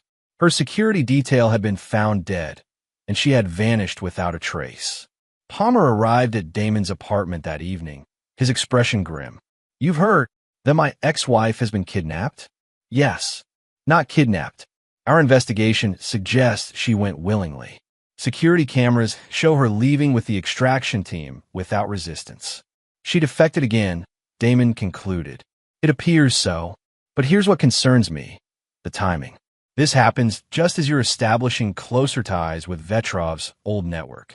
You think I had something to do with it? I think it's one hell of a coincidence." Palmer's gaze was direct. "If you know anything, Damon, anything at all, now is the time to share it." "I know as much as you do," Damon replied honestly. Elena's extraction hadn't been part of his plan, but it changed the dynamics significantly. If she had indeed returned to Russian intelligence control, she might compromise his position within Vetrov's network. After Palmer left, Damon made a secure call to Berg. "I need to know about Elena Petrova." "Ah," Berg responded, unsurprised by the question. "I wondered when you would ask. Was her extraction ordered by Kasparov?" "Yes and no. The opportunity presented itself, and he authorized it. But the request came from higher up." "Who?" "Someone who believed she still had value. Someone who thought she belonged back with her own kind." Berg paused. "She's in Moscow now, debriefing." The implications were clear. Elena's return to Russia complicated Damon's plan, but also created new possibilities. If she was in Moscow, and if he accepted Kasparov's invitation to claim Vetrov's dacha. "I've been considering Kasparov's offer," Damon said carefully, "regarding my father's property in Russia. An interesting decision, given your position. Perhaps it's time I embraced all aspects of my heritage. After all, blood is blood." Berg's approval was evident in his voice. "I'll inform Kasparov. He'll be pleased." Over the next 2 weeks, Damon accelerated his preparations. Through carefully structured transactions, he moved substantial funds to accounts only he could access. He updated his will, leaving control of Thorn Defense Solutions to Levi West. He prepared documents and contingency plans for multiple scenarios. And he waited for Kasparov's invitation to Moscow, the final piece that would set his plan in motion. Chapter 8: Blood and Betrayal. Moscow in November was gray and cold, the city's grand architecture shrouded in early winter fog. Damon's arrival had been managed with quiet efficiency by Kasparov's people, a diplomatic courtesy visa, expedited customs clearance, and a nondescript sedan with tinted windows waiting outside Sheremetyevo Airport.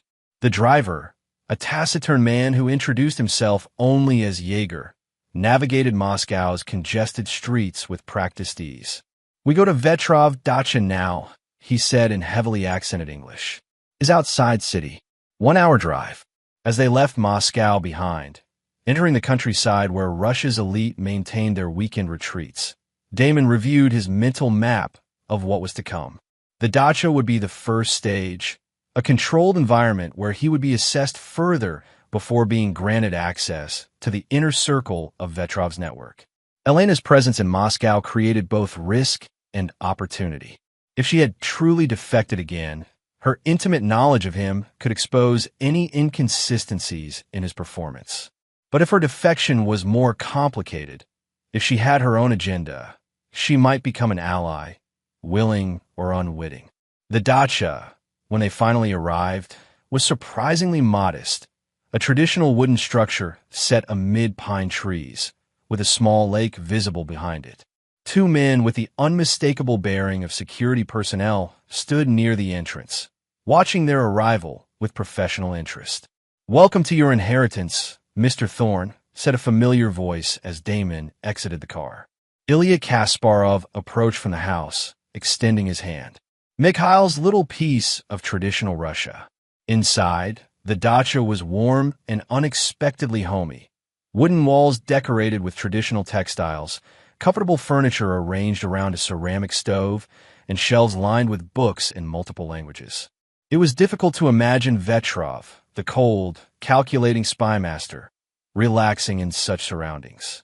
He came here to remember his roots, Kasparov explained, noting Damon's surprise. In our profession, it's easy to lose sight of what we're fighting for. This place was his anchor to the Russia he believed in, not just the Russia he served. When did he acquire it? 1986. It was a reward for a particularly successful operation in your country. Kasparov studied Damon's reaction. Does that bother you? That your father worked against American interests? He made his choices, Damon replied carefully. As I've made mine. And what choice brings Damon Thorne, successful American defense contractor, to Russia to claim a dead spy's dacha? The question was delivered lightly, but carried unmistakable weight. Curiosity, connection, perhaps a desire to understand the other half of my heritage. Kasparov seemed satisfied with the answer. There are documents in the study, personal papers, photographs, things Mikhail wanted you to have.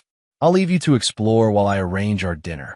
Alone in Vetrov's study, Damon examined the collection of personal effects with genuine interest. Photographs spanning decades showed Vetrov in various settings, some obviously operational, others surprisingly personal. One image caught Damon's attention. Vetrov with a young woman who bore a striking resemblance to his mother, Eleanor, standing in front of what appeared to be the National Mall in Washington, D.C. In a locked drawer, opened with a key Kasparov had provided, Damon found a journal written in Vetrov's precise handwriting. Most entries were in Russian, but some switched to English, particularly when discussing operations in the United States. Damon found an entry dated 9 months before his birth, a brief note about and a decision that personal entanglements compromise operational security. Had Vetrov genuinely cared for his mother? Or had she simply been an operational target who became inconveniently pregnant? The journal offered no clear answers, only hints at a complex history. More practically useful was a small address book containing contacts across Europe and Asia. Names, locations, and cryptic notations that likely indicated operational roles. Damon memorized key entries, recognizing some as figures still active in Vetrov's network. Dinner was served in the dacha's small dining room. Traditional Russian cuisine prepared by a cook who Damon suspected doubled as security personnel. Kasparov was joined by 2 other men introduced as Orlov and Barsukov, both with the unmistakable bearing of intelligence officers despite their civilian attire. We've been reviewing your interactions with Berg and Oslo, Orlov said as they ate. He speaks highly of your adaptability. Professional flexibility has served me well in business, Damon replied. And now? Barsukov asked, how does Damon Thorne balance his American business interests with his newfound Russian connections? The question was the first direct probe of his intentions, a test of his cover story and commitment. I've reached a point in my life where financial success alone feels hollow, Damon said, the practiced response flowing naturally. My father's death forced me to confront questions about identity and legacy. What does it mean to be half Russian, raised American, son of a man who served interests opposed to my country? He paused, letting the personal struggle seem genuine. I'm not here to betray America, but I am interested in understanding this part of my heritage and perhaps finding a middle path that honors both sides of my blood. Kasparov nodded approvingly. A thoughtful response, and practical too. Your position in the American defense sector makes you valuable regardless of your level of active cooperation. The conversation continued through dinner, ranging from innocent discussions of Moscow's history to more pointed questions about Damon's access to classified American defense information. He navigated each probe carefully, showing enough willingness to share non-sensitive information to maintain credibility while avoiding anything that would constitute actual espionage.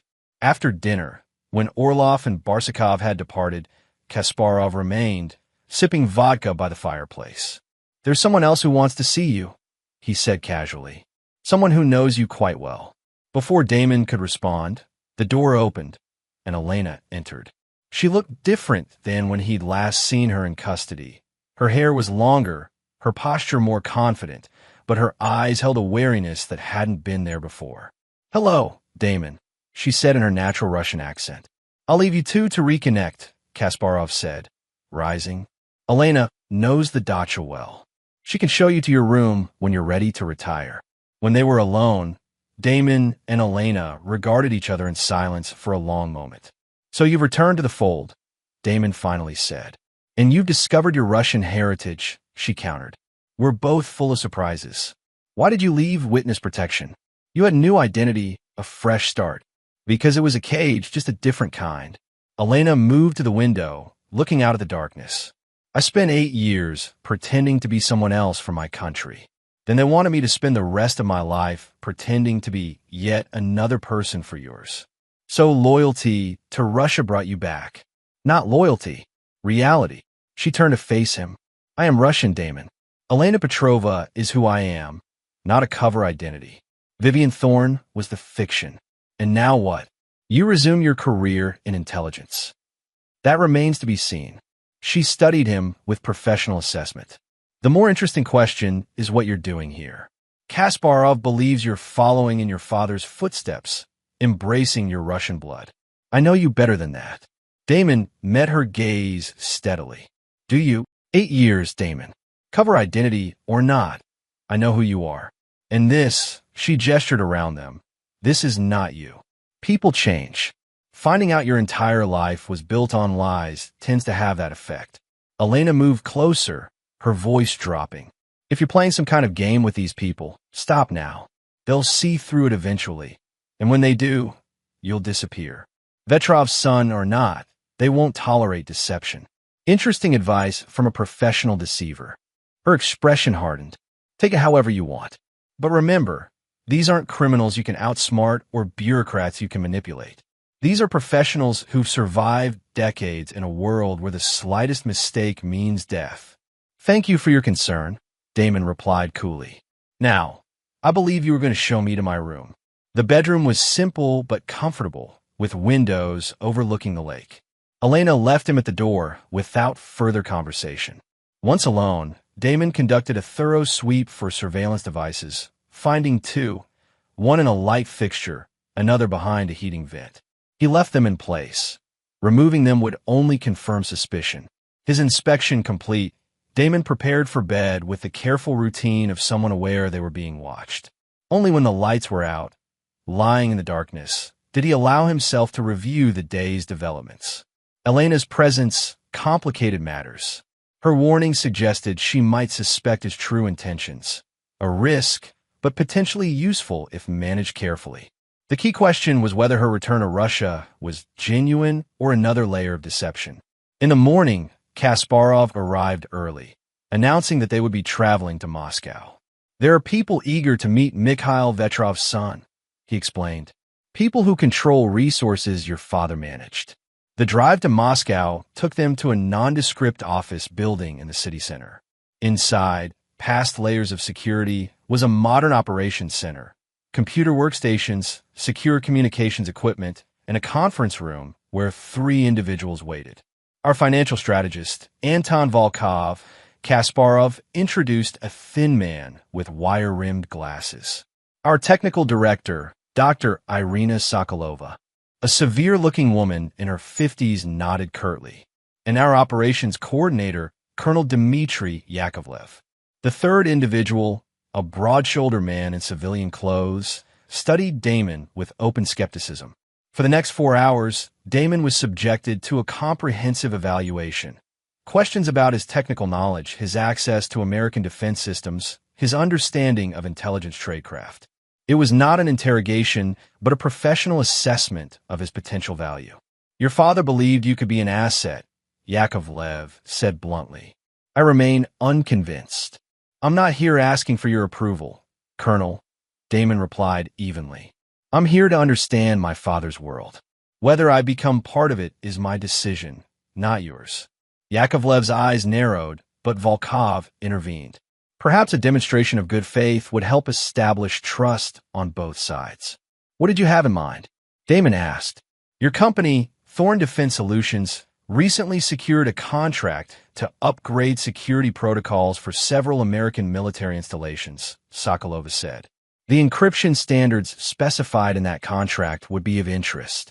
It was a test, a request for classified information that would constitute clear espionage if provided. Damon had prepared for this moment, constructing a response that would maintain his cover without crossing irreversible lines.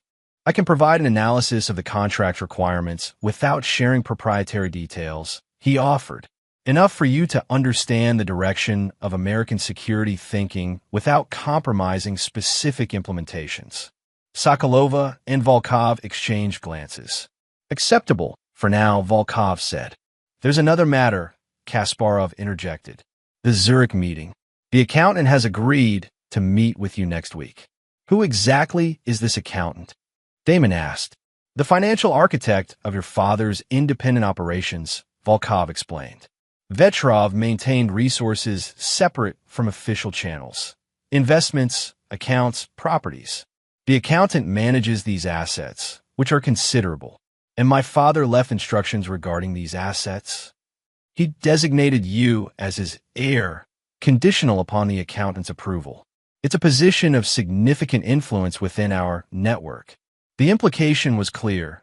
Vetrov had created a path for Damon to inherit not just his personal wealth, but his position within the shadow network he had built, a network that operated with autonomy from official Russian intelligence structures. That evening, back at the dacha, Damon found Elena waiting in the study. How was your evaluation? She asked. Thorough. They're deciding whether to trust you with real, operational information. Elena poured 2 glasses of vodka, offering one to Damon. Kasparov is inclined to believe you're genuine. Yakovlev thinks you're playing a double game. And you? Elena sipped her vodka before answering. I think you're here for something specific. Not intelligence gathering. Not some existential quest about your heritage. Something personal. Damon neither confirmed nor denied her assessment. Why are you telling me this? Because whatever game you're playing, you're in over your head. She moved closer, lowering her voice despite the surveillance she surely knew was present. These people killed your father, your real father, Richard Thorne. They destroyed your mother's life. They sent me to deceive you for 8 years. If you're here for some kind of justice or revenge, you won't find it. You'll only find your own destruction. That sounds like concern, Elena. I wouldn't have expected that from you. Not concern. Reality. She finished her vodka. Our marriage was built on lies, but not everything was false. Remember that when whatever you're planning comes to a head. She left him alone in the study, her warning hanging in the air between them. Damon considered her words carefully. Was she trying to protect him, manipulate him, or simply positioning herself to survive whatever came next? The following days established a pattern. Mornings at the Moscow Operations Center, being briefed on selected activities of Vetrov's network. Afternoons at the dacha, reviewing his father's personal archives. Evenings of careful conversation with Kasparov and occasionally Elena. Each interaction a delicate dance of half-truths and calculated revelations. On the 5th day, Kasparov announced it was time to prepare for Zurich. The accountant has agreed to meet you tomorrow. This is unusual. He rarely meets directly with operational personnel. What exactly does he expect from me? Verification. Commitment. A demonstration that you're truly Vetrov's son in more than blood. Kasparov handed Damon a folder. Your travel documents. Commercial flight, diplomatic passport. Elena will accompany you. Is that necessary? The accountant requested her presence. They have history. The flight to Zurich passed in tense silence between Damon and Elena. Only when they were in their hotel suite, another environment certainly monitored, did she speak freely. The accountant was Vetrov's closest ally for decades, she explained. They met during the Prague Spring in 1968. He's not Russian. He's Czech originally. Brilliant financial mind who saw the Soviet system's flaws early and helped Vetrov establish independent resources. Independent from what? From the KGB, initially. Later, from the SVR and FSB. Vetrov believed in Russian interests, but not always in Russian leadership. He built a network that could operate regardless of who controlled the Kremlin. A private intelligence organization, Damon concluded. A pragmatic one, sometimes aligned with official policy, sometimes pursuing its own objectives. Elena's expression turned serious. He won't be easy to deceive, Damon. Whatever you're planning, reconsider. The meeting was scheduled for noon at a private banking facility in Zurich's financial district. Damon dressed carefully in a tailored suit, projecting the confidence of someone comfortable in the world of high finance and clandestine operations. The bank itself was unmarked, its entrance discreet, its security subtle but comprehensive. They were escorted to a conference room on the top floor, where a single figure waited, an elderly man with alert eyes and a posture that suggested vitality despite his years. "Mikhail's son," he said in perfect English, rising to greet them. "I see the resemblance. I'm Joseph Novak, though you know me by another title." The accountant, Damon, acknowledged. "My father spoke of you." And Elena, Novak continued, his tone cooling. "I was surprised to learn of your return to the fold.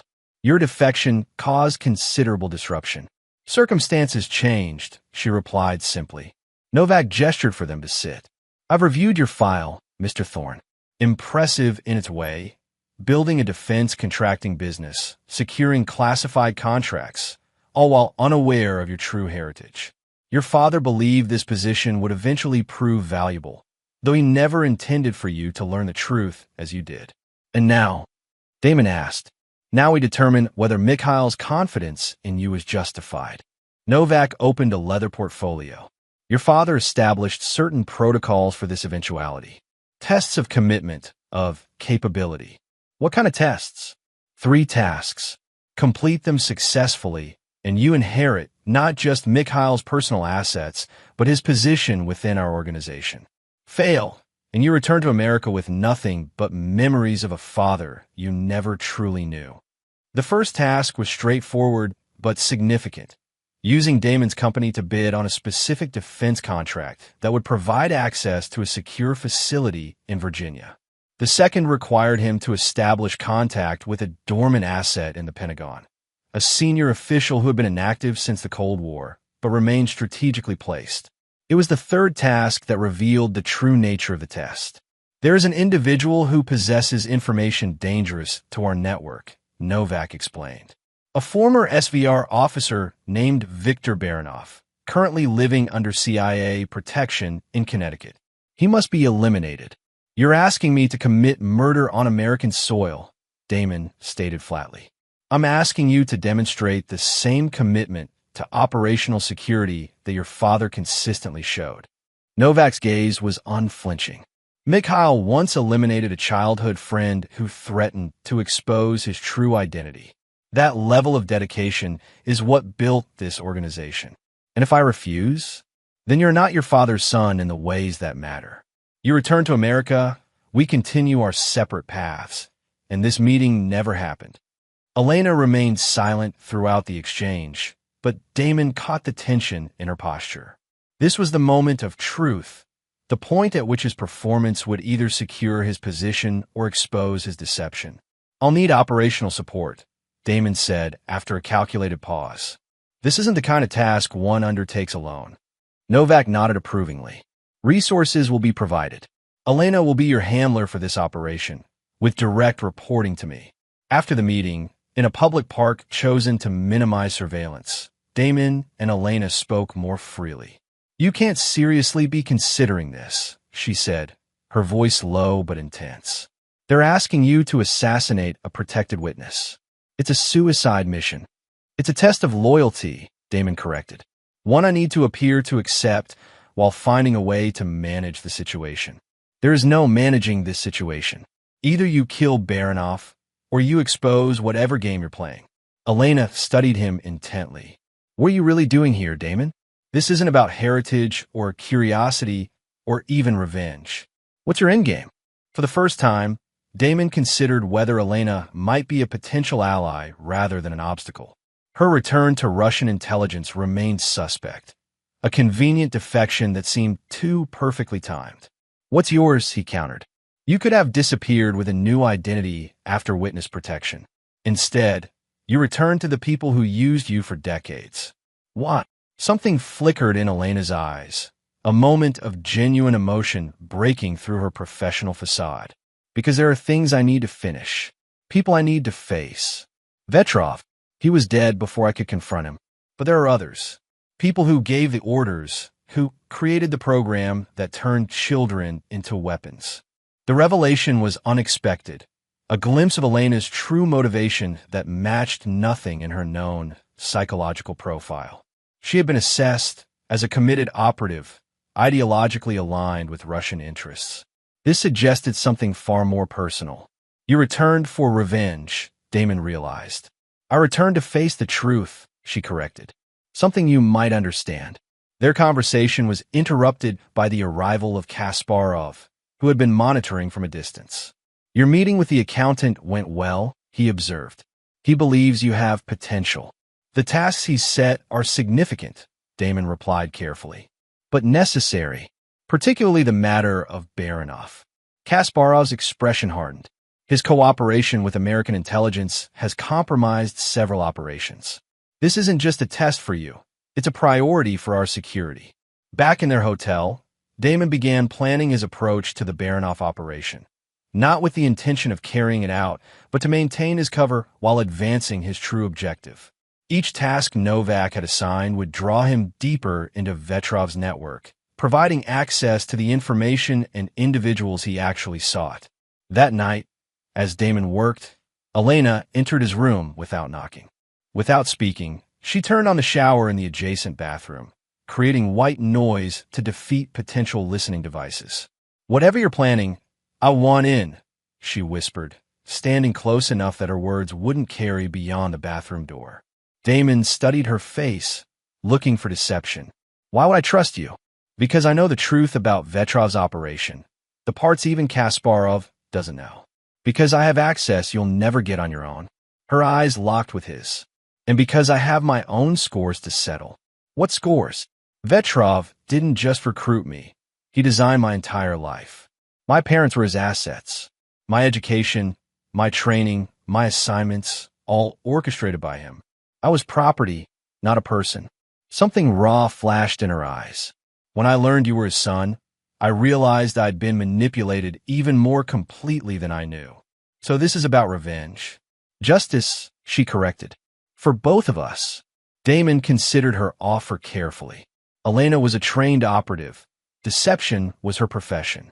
Yet her anger seemed genuine, and her knowledge of Vetrov's network would be invaluable. "If this is another manipulation," he said finally, "I'll make sure you regret it." "Fair enough." She moved away from the bathroom. "We should return to Moscow tomorrow. Novak will expect progress reports on your tasks." The next morning, they flew back to Moscow, maintaining their covers as Damon considered Elena's proposition. If she was genuine, she could be a crucial ally. If not, she could destroy everything he'd worked for.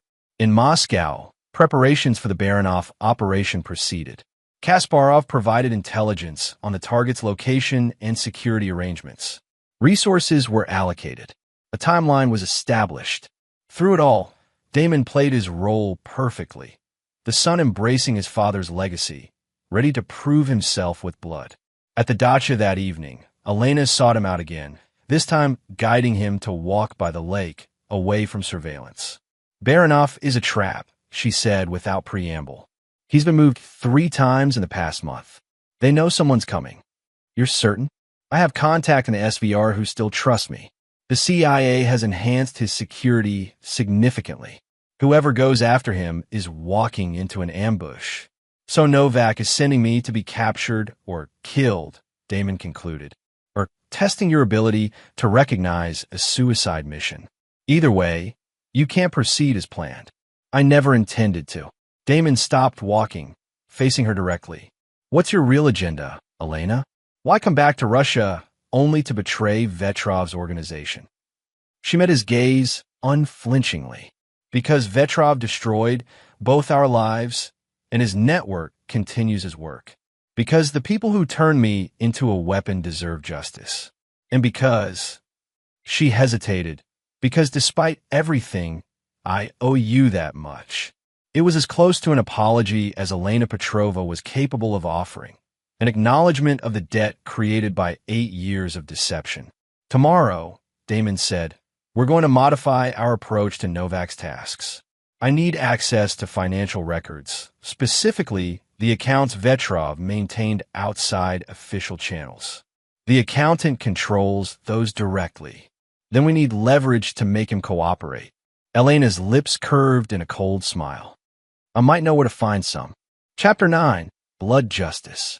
The private bank in Geneva was discreet to the point of invisibility. No name on the building. No indication of its purpose beyond the understated security and immaculate interior. Damon entered alone, Elena having orchestrated a diversion to occupy Kasparov's attention in Moscow. I have an appointment with Mr. Reichman, Damon told a receptionist, using the code phrase Elena had provided. Minutes later, he was escorted to a private office where an elderly gentleman awaited him. Mr. Thorne, the man greeted him. I understand you're interested in certain historical accounts. Specifically, those established by Mikhail Vetrov between 1975 and 1990. The banker's expression remained neutral. Those records would require significant authorization. Damon placed a small flash drive on the desk. I believe this constitutes the necessary authorization. The drive contained what Elena had described as her insurance policy.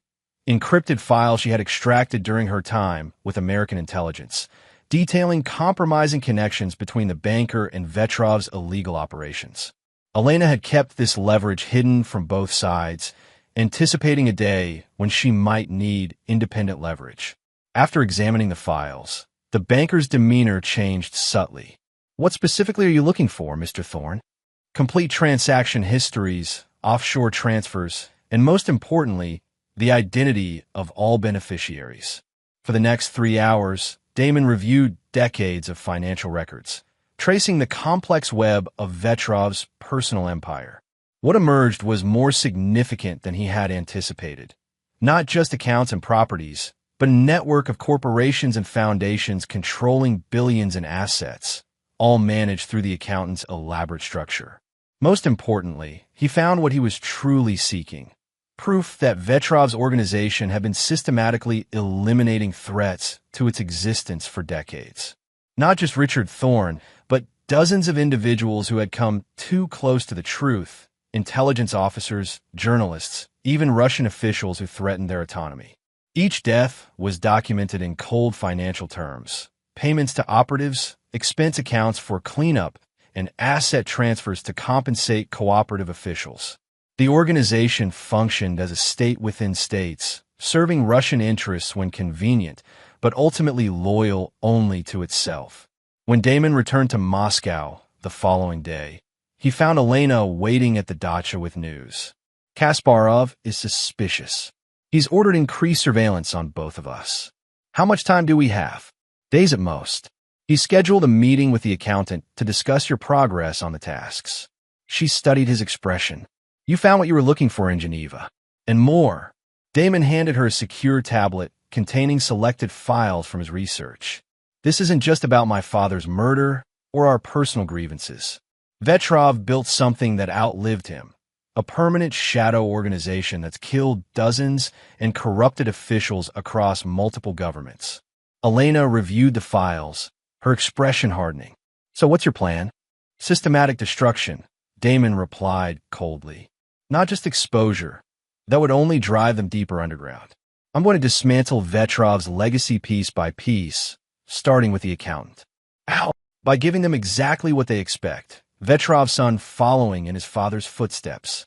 Over the next 48 hours, Damon activated the network he had been quietly building for months. Using secure communications routed through Thorne Defense Solutions' encrypted channels, he coordinated with Levi West and a team of former Special Forces operators now positioned throughout Europe. Simultaneously, he prepared his approach to Novak, crafting a report on the Baranov operation that would satisfy the accountant's expectations while buying critical time.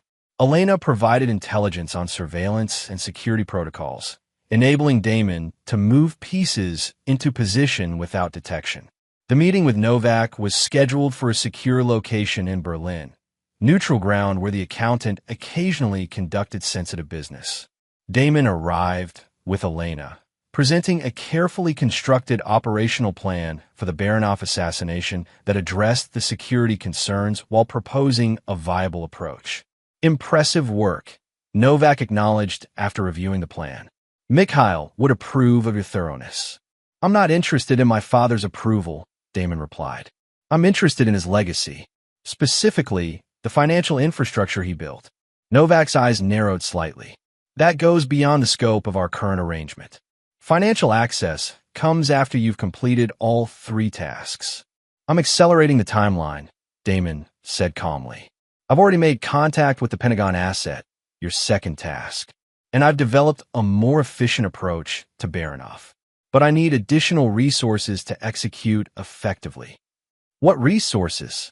Access to the operational accounts Vetrov established in Liechtenstein, the ones separate from the organization's main finances.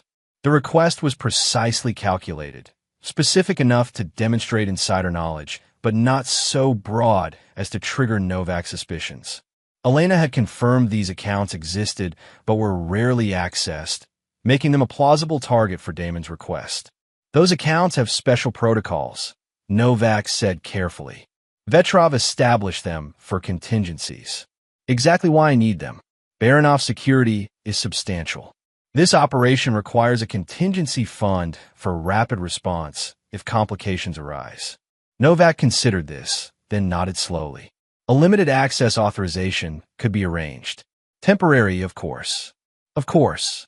As they left the meeting, Elena maintained professional composure until they reached the privacy of their hotel suite. He's suspicious, she said immediately. He'll verify your claims about the Pentagon asset.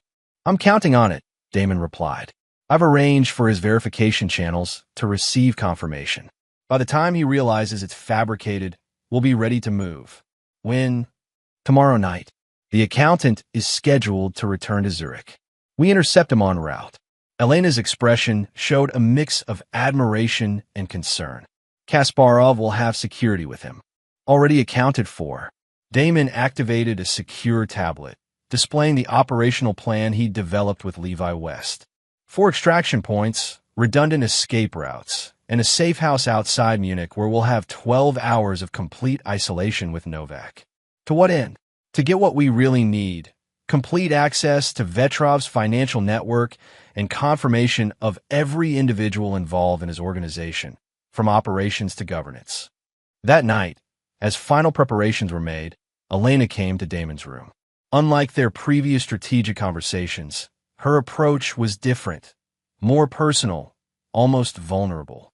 If this works, she said quietly, what happens afterward? To us.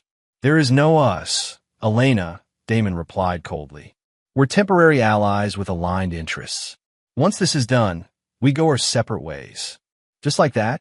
After everything, he confirmed. 8 years of marriage based on lies isn't erased by a few days of cooperation. She nodded, accepting his position. For what it's worth, not everything was a lie. The person you knew, parts of her were real. The only real parts of me I was allowed to show. It doesn't matter now. No, she agreed sadly. I suppose it doesn't. The operation against Novak proceeded with military precision. The accountant security detail was neutralized by Damon's team as his convoy traveled from Berlin to the private airfield where his jet waited. The extraction itself took less than 90 seconds, a precisely executed ambush that left no witnesses and no trail. At the safe house, a converted farmhouse in the Bavarian countryside, Novak found himself secured to a chair facing Damon and Elena. This is disappointing, Novak said calmly, displaying the composure of someone who had prepared for such contingencies. Mikhail would be ashamed. My father, my real father, was Richard Thorne, Damon replied. And you helped Vetrov have him killed. Business, Novak said simply. He was threatening operations worth billions. And now I'm threatening your entire organization. The difference is, I'm not here to expose you.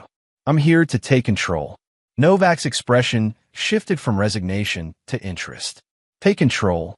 Vetrov built something extraordinary, a private intelligence network with financial independence and operational autonomy. I want access to all of it: accounts, operational protocols, personnel files. Everything. To what end? To continue the work, but under my direction.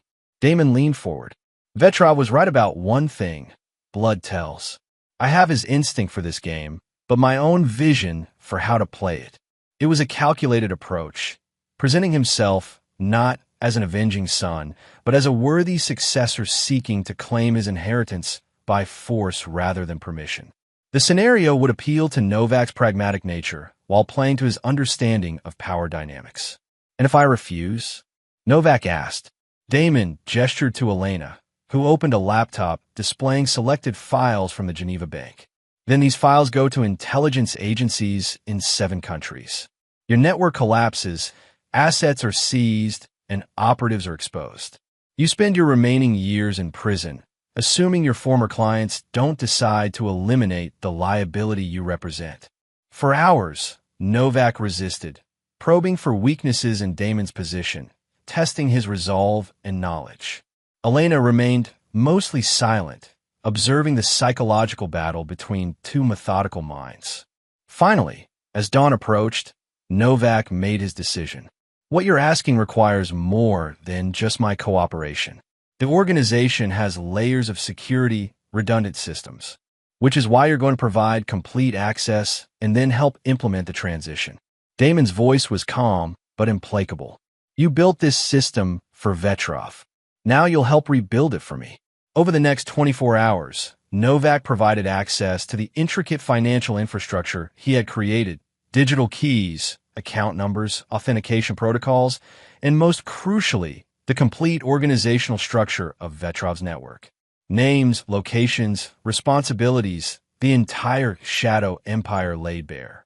What Novak didn't know was that each piece of information was being simultaneously transmitted to a secure server where Levi West coordinated with trusted contacts in multiple intelligence agencies, not to expose the network immediately, but to position assets for synchronized action. When Damon had what he needed, he faced a final decision regarding Novak himself. The practical choice would be elimination. The man knew too much and could never be trusted.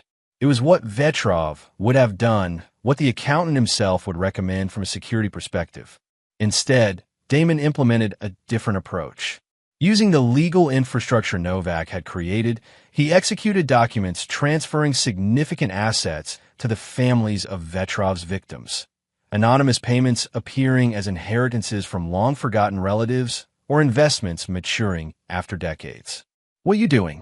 Novak asked, watching as billions in assets were systematically redirected. "Justice," Damon replied simply. "Not revenge. Justice." For Richard Thorne's death, he arranged for $50 million to be transferred to a foundation supporting children of intelligence officers killed in the line of duty. For his mother's decades of grief, he funded research into dementia treatment. For each documented victim of Vetrov's organization, he created a measure of compensation that could never replace lives, but might bring some healing. When the transfers were complete, Damon turned to Novak. "You're not going to prison, and I'm not going to kill you. Neither would be adequate punishment. Then what?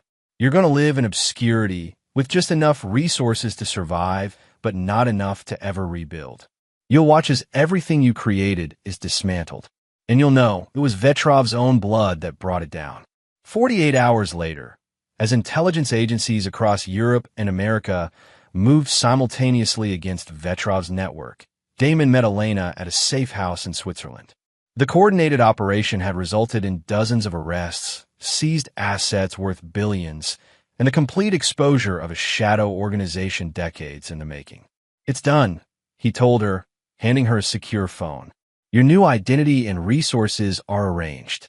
Enough to disappear completely. Start over anywhere." Elena took the phone, her expression unreadable. "So this is goodbye." "This is justice," Damon corrected. "For both of us." "And Kasparov?" currently being interviewed by Interpol regarding his role in at least 15 documented assassinations. Elena nodded slowly. What will you do now? Rebuild. Not just my company, but my life. Damon's expression remained hard. Without looking back. I understand. She hesitated, then added, For what it's worth, I am sorry, Damon. Not just for the deception, but for believing in it for so long. Damon studied her face. The woman he had once believed was his wife, now revealed as both victim and perpetrator of an elaborate deception spanning generations. In another life, perhaps forgiveness might have been possible. In this one, the damage was too profound, the betrayal too complete. Goodbye, Elena, he said simply, turning to leave. He didn't look back, didn't witness her reaction. Some chapters needed to end cleanly, without the complication of lingering emotions or false closure. 6 months later, Damon stood on the balcony of his new home in Santa Barbara, watching the Pacific sunset. Thorn Defense Solutions had been restructured, focusing now on identifying and countering foreign influence operations, work that built on his personal experience while serving a genuine security need. Levi West joined him, handing him a glass of bourbon.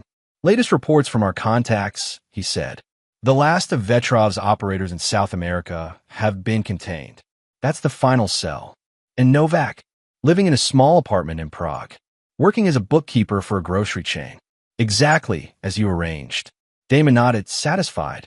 The Justice operation, as it had been quietly named within intelligence circles, had systematically dismantled a network that had existed in shadows for nearly 50 years.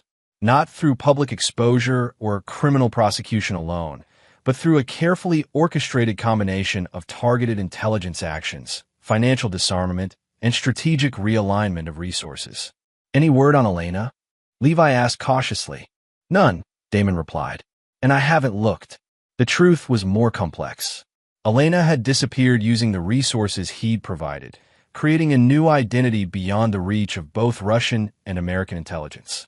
Whether she was seeking redemption, building a new life, or planning her own form of justice was her choice now. One of the few truly free choices in a life largely controlled by others. As for Damon himself, the revelation of his biological connection to Vetrov had forced him to confront difficult questions about identity and inheritance. But in the end, he had proven that blood was not destiny. Richard Thorn, the man who had raised him, loved him, and died protecting him, was his true father. That legacy of principle over expedience, justice over revenge, had guided his response to Vetrov's world. He had entered that world, mastered its rules, and then broken them. Not with the brutality Vetrov would have employed, but with a calculated justice that systematically unraveled decades of deception and corruption. Some might call it revenge, but Damon knew the difference. Revenge sought personal satisfaction. Justice sought restoration of balance, payment of debts owed, acknowledgement of wrongs committed. The sun dipped below the horizon, painting the sky in shades of crimson and gold. Damon raised his glass slightly, a private toast to the parents who had shaped him, one through presence, one through absence, and one through blood. He had survived their legacy, confronted their ghosts, and emerged not unmarked